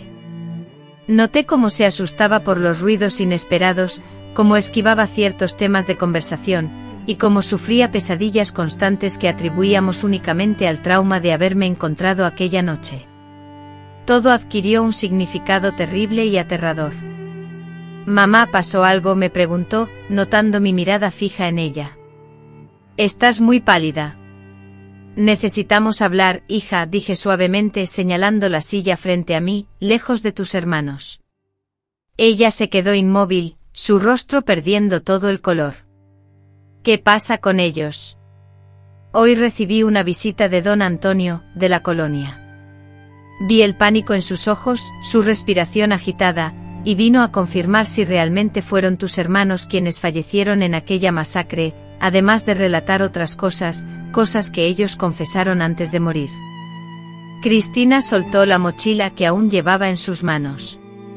Una solitaria lágrima surcó su mejilla juvenil, y en esa única gota de agua cristalina, pude leer la dolorosa confirmación de algo que mi instinto maternal se negaba a aceptar. «Ay, hija mía», susurré, incorporándome para estrecharla en un abrazo. «¿Por qué no me lo dijiste? Porque tuviste que soportar esto sola». En ese instante se desplomó en mis brazos, cual represa que cede ante la imparable presión, liberando un torrente de emociones contenidas por tanto tiempo. Entre sollozos entrecortados me reveló cada detalle, las amenazas que la acechaban, el miedo constante, la vergüenza que sentía, y la culpa que la consumía por no haber podido defenderse aquella fatídica noche. Creía que era mi culpa, balbució su voz ahogada contra mi hombro, pensaba que yo había hecho algo para provocarlos, que si te lo contaba a ti y a papá, nos odiaríais. O peor, que no me creeríais. Nunca, hija mía, nunca sería tu culpa y siempre te habríamos creído. Permanecimos así abrazadas, sumergidas en el llanto sin saber cuánto tiempo transcurrió, dos mujeres destrozadas por la misma tragedia, cada una con heridas distintas, pero igualmente profundas. Cuando Armando llegó a la escena y la contempló, la comprensión fue inmediata, sin necesidad de palabras. Intuyó como si lo hubiese sabido o al menos, sospechado durante mucho tiempo, pero jamás se había atrevido a enfrentar esa terrible verdad. «Vamos a buscar otra psicóloga para ti», le dijo a Cristina esa noche, una vez que las lágrimas cesaron y logró recobrar la calma, una especialista en traumas como el que ella había sufrido. Cristina asintió mostrando a la vez alivio por no tener que guardar más el secreto y temor ante la idea de revivirlo frente a una desconocida. Durante los días siguientes, Armando se sumió en un silencio inusual, retraído y distante. No mencionó la visita de don Antonio, la confirmación del fallecimiento de los hijos, ni el sufrimiento que le habían infligido a Cristina. Era como si hubiera erigido un muro invisible alrededor de ese dolor, confinándolo en un rincón de su interior para evitar que lo destruyera. Después de una semana de silencio, rompió la barrera durante la cena. «Nos vamos a mudar de nuevo», anunció. Lo miré estupefacta. ¿Qué te refieres con eso? ¿A dónde pretendes ir? Más lejos de aquí, a otro estado, tal vez. San Luis Potosí guarda demasiados recuerdos, demasiadas vivencias dolorosas. Necesitamos una mudanza, un cambio verdadero. Por un lado, sentía la necesidad de oponerme. Apenas habíamos empezado a establecernos. Cristina ya estaba en la escuela y yo, por fin, empezaba a sentirme menos desorientada. Pero por otro lado comprendía perfectamente. Cada rincón de Cuernavaca ahora me parecía acechado por lo que habíamos descubierto, por las revelaciones de don Antonio, por la memoria de aquellos 5 hijos que se convirtieron en monstruos. ¿A dónde vamos?, pregunté con simpleza. Pensé en Jalisco, en Guadalajara, tal vez. Tengo un primo que vive allá. Trabaja en una metalúrgica y me aseguró que conseguiría trabajo fácilmente. Cristina, que había escuchado en silencio hasta entonces, habló por primera vez. Puedo terminar el semestre aquí, ya casi estoy terminando algunos cursos importantes. Armando asintió. Claro, hija. No vamos a huir precipitadamente como la vez anterior. Vamos a planificarlo, a hacer las cosas con calma y bien pensadas. Así, en enero de 2002, con nuestras escasas pertenencias a cuestas, nos mudamos nuevamente buscando un nuevo comienzo. A diferencia de la primera vez, cuando huimos desesperados, esta vez la decisión era más consciente, un paso hacia algo, no solo un escape. Guadalajara nos recibió con su clima agradable, sus calles bordeadas de árboles, su organización característica de una ciudad grande, pero con un ambiente provinciano, muy distinto a la colonia de Ciudad de México, e incluso de Cuernavaca. Un mundo nuevo donde nadie conocía nuestro pasado, donde podíamos ser simplemente una familia más, intentando rehacer nuestras vidas. Armando, tal como había planeado, obtuvo un empleo en la metalúrgica, con un salario superior al del taller y con beneficios como seguro médico, algo que nunca habíamos tenido. Cristina, firme en su sueño a pesar de los traumas y las dificultades, se inscribió en el curso técnico de enfermería que ofrecían en la ciudad. Al principio, la perspectiva me generaba una emoción palpable, una vibración desconocida. Sin embargo, con el tiempo hallé mi nuevo rumbo, un espacio propio entre los hornos y el dulce aroma del azúcar. Una pequeña y acogedora pastelería, ubicada en el corazón de la ciudad, necesitaba a alguien con experiencia en el arte de la repostería. Aunque mi conocimiento era limitado, basado en lo que aprendí de mi madre y en las pocas prácticas que realicé en Cuernavaca, la dueña, una amable y experimentada señora llamada doña Emma, valoró mi entusiasmo y mi disposición a aprender. Hacer dulces es como hacer felicidad, me decía doña Cleo con su voz serena y pausada. No necesita ser perfecto, necesita estar hecho con amor. Así, inmerso en el glaseado brillante y las delicadas masas hojaldradas, envuelto en el perfume a canela y el calor reconfortante de los hornos, fui reconstruyendo no solo mi trayectoria profesional, sino también mi espíritu. Cada dulce que lograba hornear a la perfección era una pequeña victoria sobre los fantasmas del pasado, una demostración de que aún era capaz de crear belleza después de haber vivido tanta oscuridad. Cristina, buscando sanar las heridas del pasado, inició sesiones con la doctora Marina, una psicóloga especializada en traumas, quien, a pesar de su juventud, irradiaba una profunda sabiduría en su mirada, como si su vocación fuera innata. Al principio los encuentros eran emocionalmente agotadores para Cristina, dejándola exhausta y, en ocasiones, incapaz de articular palabras sobre lo conversado. Sin embargo, con el tiempo, como una delicada flor emergiendo lentamente tras el invierno, la Cristina que conocíamos, la niña que amábamos, comenzó a resurgir, el brillo regresó a sus ojos, y su sonrisa, antes esquiva, se volvió más frecuente y auténtica.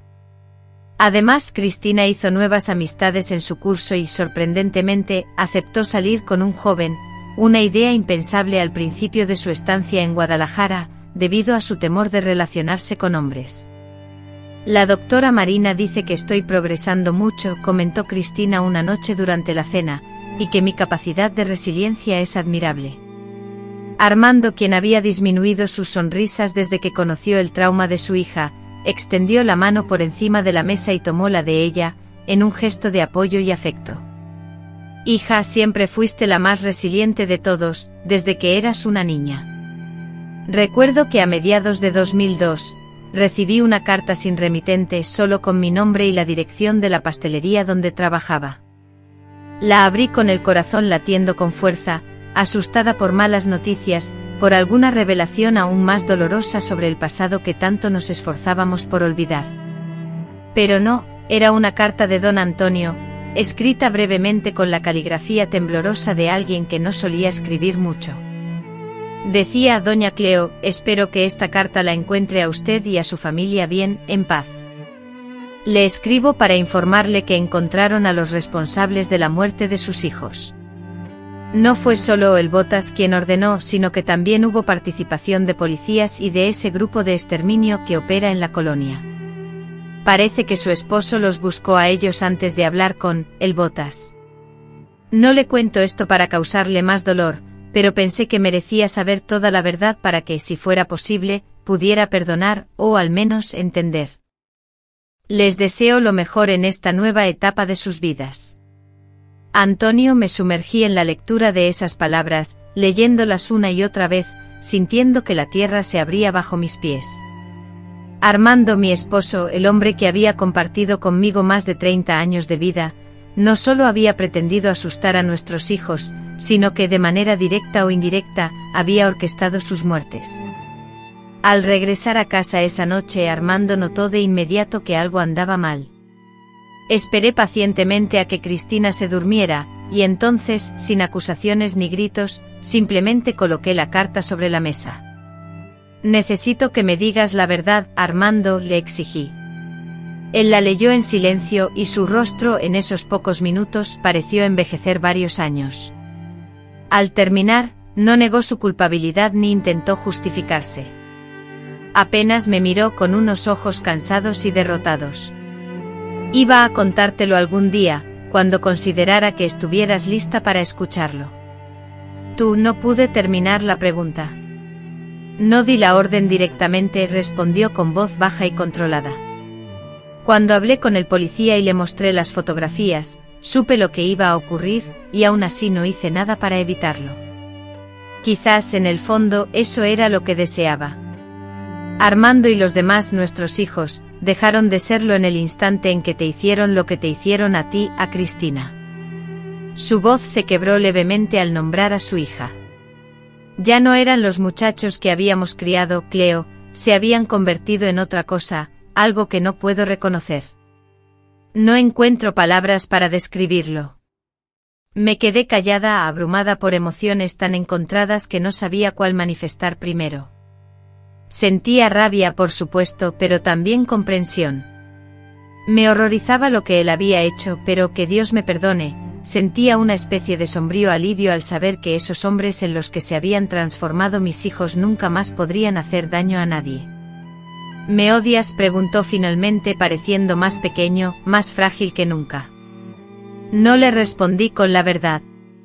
No logro identificar mis sentimientos, pero sé que el odio no está presente.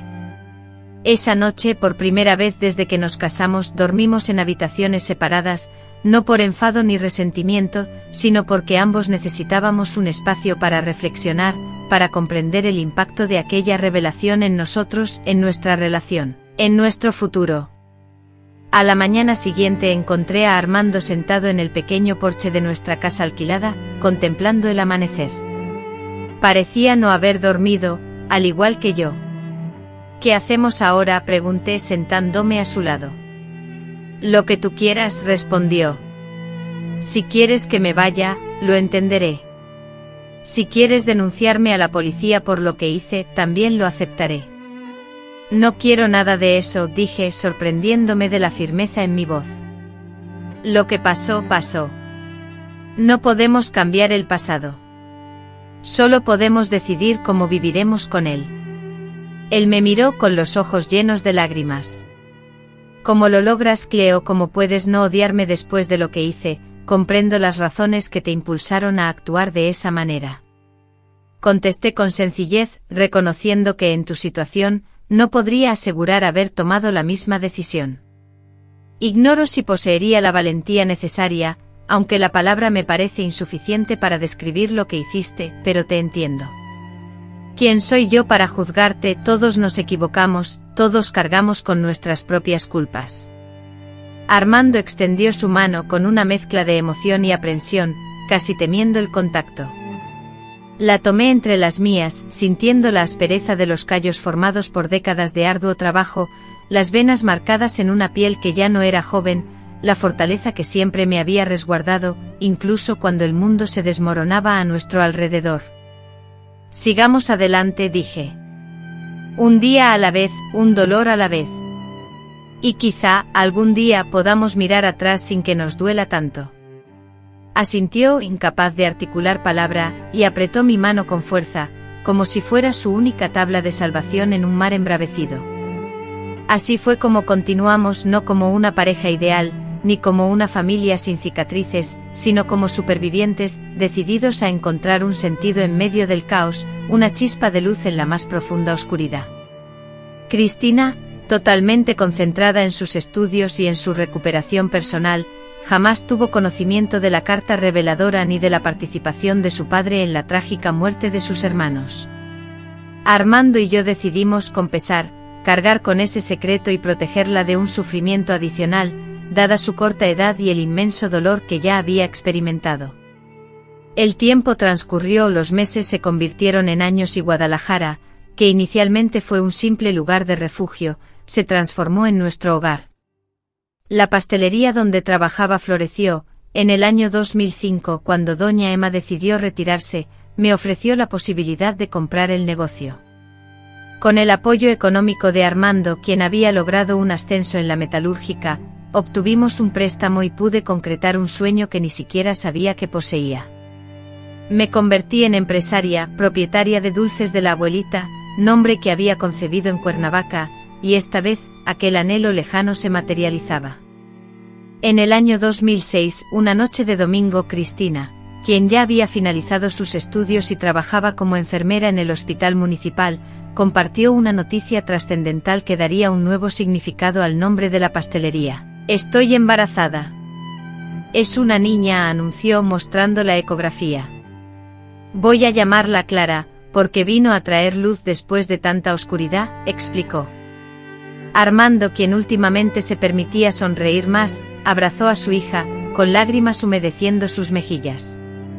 Con la voz entrecortada, dijo: voy a ser abuelo. ¿Quién lo hubiera imaginado? Clara nació en una mañana primaveral de 2007, e inundó nuestras vidas con un amor tan puro y profundo, que a veces resultaba abrumador.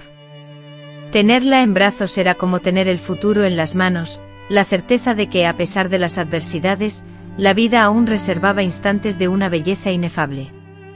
Observar a Cristina en su rol de madre, delicada, protectora y fuerte, fue la prueba definitiva de que habíamos logrado lo que nos propusimos.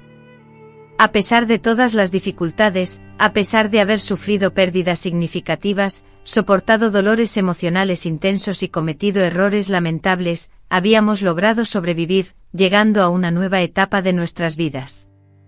No estábamos ilesos ni exentos de cicatrices, pero seguíamos vivos, conscientes del presente y capaces de experimentar el amor y ser correspondidos. En el año 2010, cuando Clara, con tan solo 3 años, correteaba por la repostería, fascinando a los clientes con su risa contagiosa, recibí una nueva carta sin remitente. Esta vez el mensaje era aún más conciso: Doña Cleo, don Antonio falleció ayer. Pidió que le avisara. Dijo que moría en paz, sabiendo que ustedes estaban bien. Que Dios los bendiga. Una amiga. Las lágrimas brotaron al pensar en aquel hombre a quien apenas conocía, pero que había sido un vínculo crucial entre nuestro pasado y nuestro presente. Él había tenido el coraje de revelar verdades dolorosas, cuando habría sido mucho más sencillo mantenerlas ocultas. Gracias a él y a su honestidad, Cristina había recibido la ayuda que necesitaba. Por su valentía, Armando y yo pudimos afrontar la verdad sobre lo que les había sucedido a nuestros hijos. En su memoria, y como un tributo a su legado, creé un nuevo postre en la repostería. El Maapán, Don Antonio, un dulce cubierto de chocolate amargo que crujía al morderlo, revelando un relleno suave y dulce de coco, me recordaba a la justicia, aparentemente severa por fuera, pero escondiendo una bondad esencial. La justicia, mis amigos, no siempre se manifiesta en la forma predecible que esperamos. No siempre llega a través de sentencias judiciales, ni de jueces impartiendo veredictos, ni del encierro en celdas.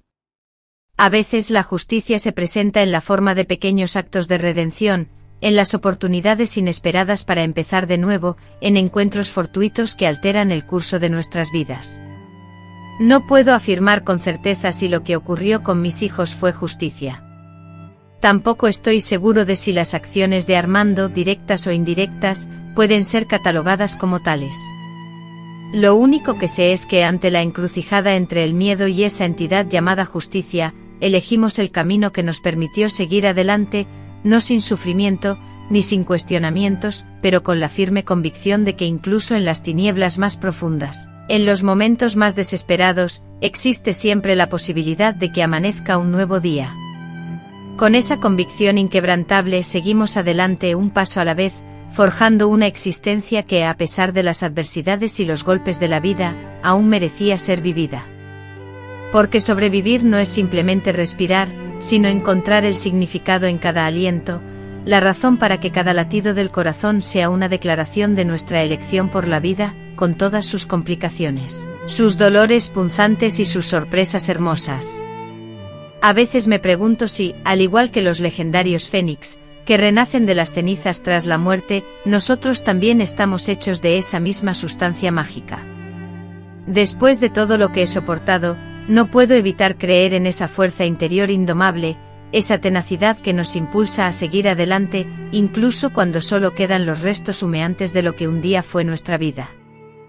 En Guadalajara el tiempo transcurría lentamente construyendo una nueva vida para nosotros, muy distinta a la que habíamos vivido en Ciudad de México. El clima más cálido, las calles más ordenadas y un estilo de vida menos apresurado ayudaron a cicatrizar las heridas que creíamos que nos acompañarían por siempre. Aunque no fue sencillo, Dios sabe que no lo fue, logramos salir adelante. Y quizás eso era lo más importante. Ya para el año 2010, mi repostería Dulces de la Abuelita se había convertido en un lugar reconocido en la ciudad. No era nada extraordinario, solo una pequeña y agradable tienda con 5 mesas, un mostrador repleto de dulces y el aroma constante a vainilla y canela que se adhería a mi ropa. Pero era mío, un negocio que creé desde cero con mis propias manos, callosas de tanto amasar, moldear y hornear. Mientras tanto, Armando seguía trabajando en la metalúrgica, ahora como supervisor de área. ¿Quién hubiera imaginado que ese hombre, que apenas terminó la escuela primaria, llegaría a liderar un equipo de 30 empleados? Siempre supe que mi esposo poseía una inteligencia innata, una habilidad para solucionar problemas que ninguna institución educativa podría impartir. Con el tiempo sus asperezas se habían suavizado, transformando su ira interna en una especie de sabiduría silenciosa. Cristina, nuestra hija, que ya no era una niña a sus 26 años, se había convertido en una enfermera respetada en el hospital público. Se especializó en pediatría y tenía una conexión especial con los niños, logrando que incluso los más retraídos se abrieran a ella. Su matrimonio con Rodrigo, un farmacéutico que conoció en el hospital, celebraba su 3er aniversario en 2010, y ambos conformaban ese tipo de pareja admirable, compañeros, amigos, socios verdaderos.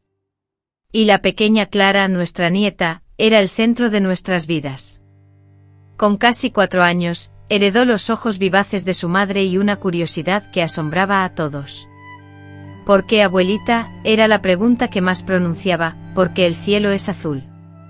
Porque no es posible alimentarnos únicamente con dulces, porque de la misma manera que el agua de la lluvia desciende desde lo alto, existe una lógica en las necesidades nutricionales.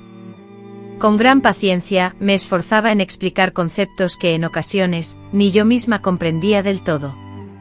Usted demuestra más tolerancia con Clara que con nosotros, solía bromear Cristina. La abuela, presumía, era más indulgente que la madre. Tal vez existiera algo de verdad en ello. O quizás la vida, con su implacable crudeza, me había enseñado a apreciar cada instante de felicidad, cada oportunidad para amar y cada posibilidad de impactar positivamente en la vida de los demás, especialmente en la de una niña tan pura como Clara, ajena a las asperezas del mundo, que encontraba magia en las cosas más sencillas. Fue en 2012 cuando Clara ya asistía al jardín de niños y mi negocio de repostería se había trasladado a un local más amplio en el centro de la ciudad, que Armando comenzó a experimentar dolores en el pecho.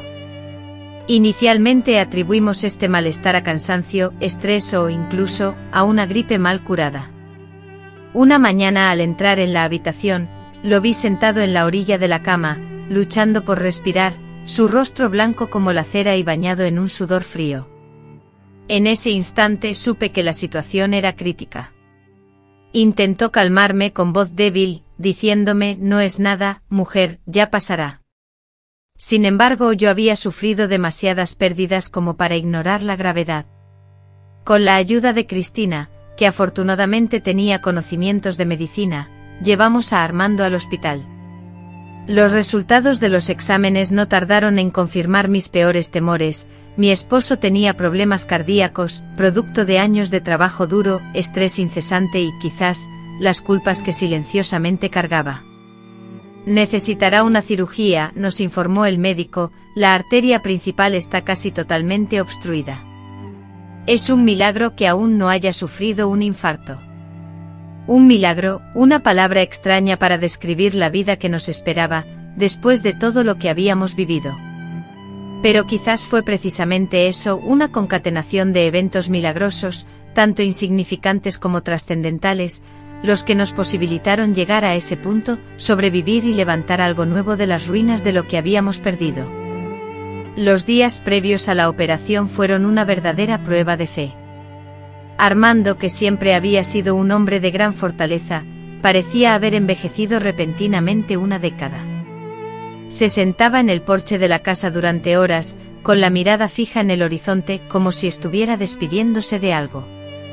Una noche lo encontré llorando a solas en la habitación, algo que jamás había presenciado en los casi 40 años que llevábamos casados.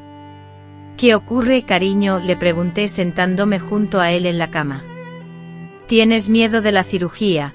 El médico nos había informado que las posibilidades de éxito eran favorables.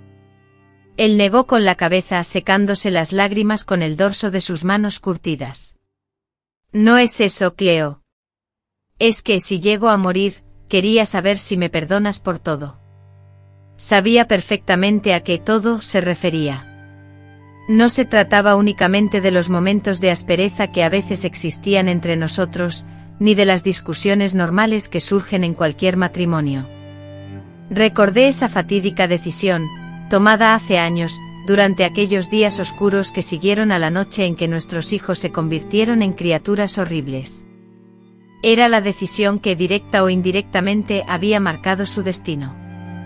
Tomé sus manos entre las mías, sintiendo la fragilidad inesperada en aquellos dedos que siempre habían sido fuertes y seguros.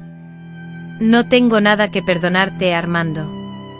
Hiciste lo que creíste necesario para proteger lo que quedaba de nuestra familia. No fuiste el único que tuvo que tomar decisiones difíciles en esa época. Todos nosotros hicimos elecciones que nos acompañarán por el resto de nuestras vidas. Él me miró con los ojos llenos de lágrimas, y vi allí al mismo hombre del que me enamoré en aquella panadería, hace tantos años. No al Armando que se había endurecido por las dificultades, ni al padre devastado por la traición de sus hijos, ni al hombre capaz de cruzar líneas que juramos nunca cruzar. Solo Armando, con su corazón inmenso, su lealtad inquebrantable y su amor que, a pesar de todo, nunca flaqueó. Te amo. Lo sabes, con la voz entrecortada por la emoción, declaró, siempre te amé, incluso en los momentos más oscuros y difíciles. Yo también te amo, tonto, respondió ella con ternura. Y todo va a salir bien en esta cirugía, lo sé porque tenemos toda una vida por delante. Clara quiere que estemos en su graduación, y sueño con verte bailar en su boda, algún día. Él sonrió y en aquella sonrisa, notó una paz que hacía mucho tiempo que no veía en su rostro. La cirugía se prolongó durante 7 largas horas, que se sintieron como 7 décadas de angustia. Me quedé en el hospital durante todo el tiempo, alternando entre rezar con fervor y recordarme a mí mismo respirar para controlar la ansiedad. Cristina permaneció a mi lado, sujetando mi mano en los momentos más duros, e insistiendo en que comiera algo cuando el estómago se negaba a aceptarlo. Cuando el médico finalmente apareció con el rostro visiblemente cansado pero con una pequeña sonrisa que asomaba, sentí que las piernas me fallaban del alivio. Todo salió bien, doña Cleo. Su marido es un guerrero. Necesitará cuidados, reposo y cambios en su estilo de vida, pero tenemos buenas razones para creer que vivirá muchos años más. La recuperación, sin embargo, no sería sencilla. Armando, quien había empezado a trabajar desde que tenía 12 años, no soportaba la inactividad.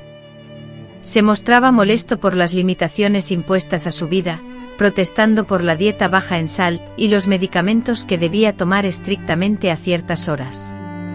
Sin embargo, gradualmente comprendió la necesidad de cuidarse para poder presenciar el crecimiento de nuestra nieta. Ya recuperado en 2013, decidimos cumplir un antiguo anhelo, visitar su tierra natal, Paracho, el pequeño pueblo donde yo nací. A pesar de su temor a los recuerdos dolorosos, a los fantasmas del pasado que podrían acechar en las calles polvorientas, también planeamos explorar Guanajuato, San Miguel de Allende y Querétaro, ciudades históricas que siempre deseó conocer pero nunca tuvo la oportunidad. Es nuestra luna de miel tardía, bromeó Armando al subir al autobús, tomados de la mano como dos enamorados adolescentes. Aquellos 15 días de viaje por las montañas del Bajío resultaron ser un alivio para nuestro espíritu. Alejados de la monotonía diaria y de las obligaciones cotidianas, e incluso de los recuerdos dolorosos que a veces aún nos perturbaban, experimenté de nuevo la dicha de existir plenamente. Despertar cada mañana junto al hombre que había elegido como compañero de vida, saborear platillos exóticos, y quedar maravillada por la belleza de iglesias antiguas y calles empedradas que narraban historias de épocas lejanas e inimaginables. Deberíamos haber hecho esto antes, le dije a Armando una noche, sentados en la plaza principal de San Miguel de Allende, disfrutando de un café humeante mientras observábamos el bullicio de los turistas. Viajar más, disfrutar más. Nunca es demasiado tarde, respondió Armando estrechando mi mano. Y quizás fue necesario pasar por todo lo que pasamos para llegar a este punto, y así valorar estos momentos como se merecen. Regresamos a Guadalajara revitalizados, con una nueva perspectiva. Armando, a pesar de su reciente jubilación por motivos de salud, encontró un nuevo propósito al colaborar en la repostería. ¿Quién hubiera imaginado que esas manos, acostumbradas a la fuerza del metal y las entrañas de las máquinas pesadas, poseerían una destreza tan delicada para adornar pasteles y crear masas finas? Sin embargo, la tenía, y no solo eso, sino que disfrutaba profundamente el contacto con la gente, le encantaba narrar cuentos a los niños, quienes la escuchaban fascinados con la mirada fija en las coloridas golosinas. En el año 2015, cuando Clara, nuestra hija mayor, cumplió 8 años, recibimos la noticia de que nuestra familia se ampliaría. Cristina, mi esposa, estaba nuevamente embarazada, esta vez de un varón. Lo llamaremos Gabriel, anunció Cristina durante una reunión familiar un domingo, porque es el nombre de un ángel protector. Sentí una punzada en el corazón al escuchar ese nombre. No por ser el nombre de un ángel, sino porque inevitablemente me transportaba a mis otros hijos, aquellos que había perdido de formas tan distintas y dolorosas. ¿Acaso ellos serían ángeles ahora? ¿Habrían hallado paz, redención, perdón en ese lugar que existe después de la vida? Me gustaba creer que sí. Necesitaba aferrarme a esa creencia para poder seguir viviendo. En una madrugada de abril de 2016, mientras la lluvia golpeaba suavemente contra el cristal, Gabriel llegó al mundo, inundando nuestros corazones con la inmensa felicidad que solo un recién nacido puede provocar. Clara, ya con 9 años y convertida en hermana mayor, recibió a Gabriel con orgullo y asumió la responsabilidad de cuidarlo y enseñarle, prometiéndome con la seriedad de su edad: «Voy a cuidarlo, abuelita». Sus palabras, simples pero llenas de cariño, me emocionaron profundamente, pues en ellas sentí un reconocimiento a mi labor como madre, abuela y esposa, una labor que durante años había puesto en duda, atormentada por la sensación de no haber cumplido con mis deberes. Escuchar a mi nieta decir que yo cuidaba de todos fue como recibir una ansiada absolución. 2 años después, en 2018, Gabriel, con 2 años, era un torbellino de energía, mientras que Clara, con 11, se transformaba en una preadolescente llena de sueños. Ese mismo año, Armando y yo celebramos nuestros 45 años de matrimonio. Aunque habíamos preferido una celebración discreta, Cristina, nuestra hija, se mantuvo firme en organizar al menos una cena especial. Cumplir 45 años no es algo que suceda todos los días, insistió, argumentando que merecíamos una celebración después de todo lo que habíamos pasado. Esas 3 palabras resumían una historia compleja que nuestra hija solo conocía superficialmente. Sabía de nuestras penurias económicas, de nuestra huida de la colonia y de la trágica muerte de sus hermanos, quienes tomaron decisiones equivocadas. Sin embargo, desconocía los detalles más oscuros, las decisiones más duras que tuvimos que tomar, y el precio completo que pagamos por una nueva oportunidad. Quizás era lo mejor. Tal vez algunas cargas solo debían ser soportadas por aquellos que estuvieron presentes cuando las decisiones se tomaron, cuando los caminos se separaron irrevocablemente y el destino nos mostró su faceta más cruel. La celebración finalmente fue íntima, solo nosotros, Cristina, Rodrigo, sus hijos y nosotros, reunidos en un acogedor restaurante a orillas del río que atraviesa Guadalajara. En un giro inesperado, Armando, conocido por su naturaleza discreta y poco expresiva, conmovió a todos al brindar con fervor. Alzando su copa de vino, la única que el médico le había permitido para esa ocasión especial, declaró con voz firme y llena de emoción: «A mi Cleo, la mujer más valiente que he conocido, quien me enseñó que el amor verdadero no se define por los momentos felices, sino por la lealtad inquebrantable ante las adversidades. Te amo, mi querida. Gracias por estos 45 años compartidos».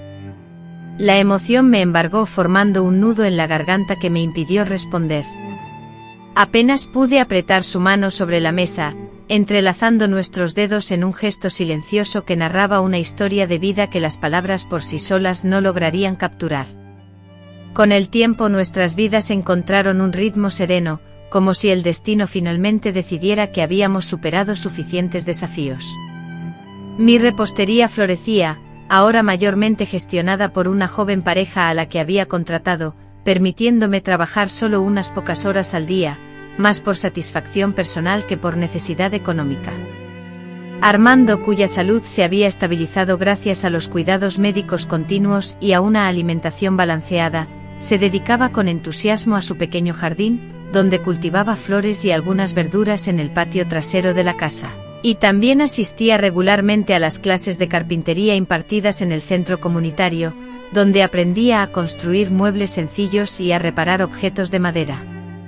Cristina, por su parte, continuaba su exitosa carrera profesional, ahora como enfermera jefe del servicio de pediatría en el hospital, siendo reconocida y respetada por sus colegas por su profesionalismo y empatía, y adorada por los pequeños pacientes a su cuidado. Rodrigo, después de años de ahorrar y planificar meticulosamente sus finanzas, finalmente logró realizar su sueño de toda la vida, abriendo su propia farmacia, un negocio que le permitía ofrecer medicamentos y asesoramiento a la comunidad. Clara y Gabriel, los hijos de ambos, crecían sanos, felices e inteligentes, rodeados del amor incondicional y la atención constante de sus padres y abuelos, un amor que la familia entera se esforzaba por demostrarles diariamente a través de gestos, palabras y acciones. En el año 2020, cuando la pandemia de COVID-19 irrumpió en el mundo, sembrando el miedo y la incertidumbre en todos los rincones, nuestra familia forjada en la adversidad y fortalecida por la resiliencia que habíamos aprendido a cultivar a lo largo de los años, se enfrentó a una nueva prueba. Decidimos cerrar temporalmente la repostería familiar, ante la disminución de la clientela y las restricciones de movimiento, y adaptamos la casa para recibir a Clara y Gabriel, quienes, debido al cierre de las escuelas, comenzaron a recibir clases virtuales en casa. Además, brindamos todo el apoyo posible a Cristina, quien como personal de salud, se encontraba en la primera línea de batalla en el hospital, arriesgando su salud y bienestar para atender a los pacientes infectados. Agotados pero con la firmeza intacta, atravesamos una época sumamente dura que desenterró temores ancestrales que creía haber superado, el pánico a la pérdida de seres queridos, la incertidumbre ante lo desconocido, y la zozobra de un futuro incierto. Sin embargo, este periodo también nos brindó la oportunidad de reflexionar profundamente, de reconectar con lo esencial, y de redescubrir la fortaleza que reside en la sencillez, en el amor y en los pequeños instantes compartidos.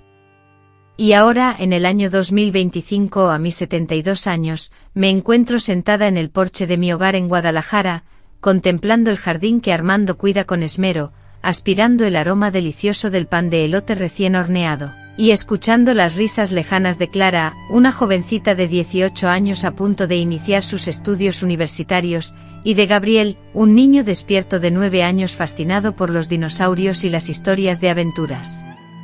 La vida, mis queridos espectadores, no es un trayecto lineal, es un camino lleno de curvas imprevistas, de obstáculos profundos, y de encrucijadas que nos obligan a tomar decisiones trascendentales. En ocasiones, nos desorientamos en el camino de la vida. Sentimos que el peso de nuestras cargas, de nuestros problemas y responsabilidades, es abrumador e insoportable. A veces las adversidades son tan intensas y las dificultades tan grandes, que nos impiden vislumbrar el futuro, incluso un pequeño paso adelante. Sin embargo, a lo largo de estos 72 años, he aprendido una lección fundamental: siempre, sin excepción, existe la oportunidad de empezar de nuevo, de convertir el dolor en fortaleza, las cicatrices en sabiduría, los finales en nuevos comienzos. Siempre podemos encontrar, incluso en los momentos más oscuros y difíciles, un motivo para seguir adelante, un propósito que nos guíe, una pequeña luz que nos ilumine. Mi vida no ha sido un cuento de hadas, no es perfecta ni ideal, no es la historia que me gustaría relatar a mis nietos antes de dormir. Es una historia real, con recuerdos que aún provocan dolor, con decisiones que todavía me pesan, y con pérdidas que nunca podré superar por completo. Esta es una historia que narra un amor que perduró a pesar de las adversidades más extremas, una demostración de coraje ante situaciones aparentemente irresolubles y una firme creencia en momentos de desesperanza. Es la historia de una familia que, tras ser golpeada duramente, logró recomponerse, no como antes, sino de una manera renovada y única, quizás incluso más sólida gracias a las cicatrices. Si estás pasando por una situación complicada, si sientes que tu mundo se desmorona y te resulta imposible reconstruirlo, si piensas que tus heridas son demasiado profundas para sanar, quiero que sepas que existe la posibilidad de una vida después de la tragedia, que la alegría puede surgir tras el dolor más intenso, y que el amor está esperando ser descubierto, ofrecido y aceptado, incluso cuando todo parece perdido. No te aseguro que sea sencillo y créeme, lo sé, pero te aseguro que es posible. A veces la simple certeza de que algo es factible es suficiente para impulsarnos a dar el primer paso, y luego el siguiente y así sucesivamente, hasta que nos damos cuenta de que estamos avanzando nuevamente, que estamos vivos, y que aún tenemos una historia que compartir.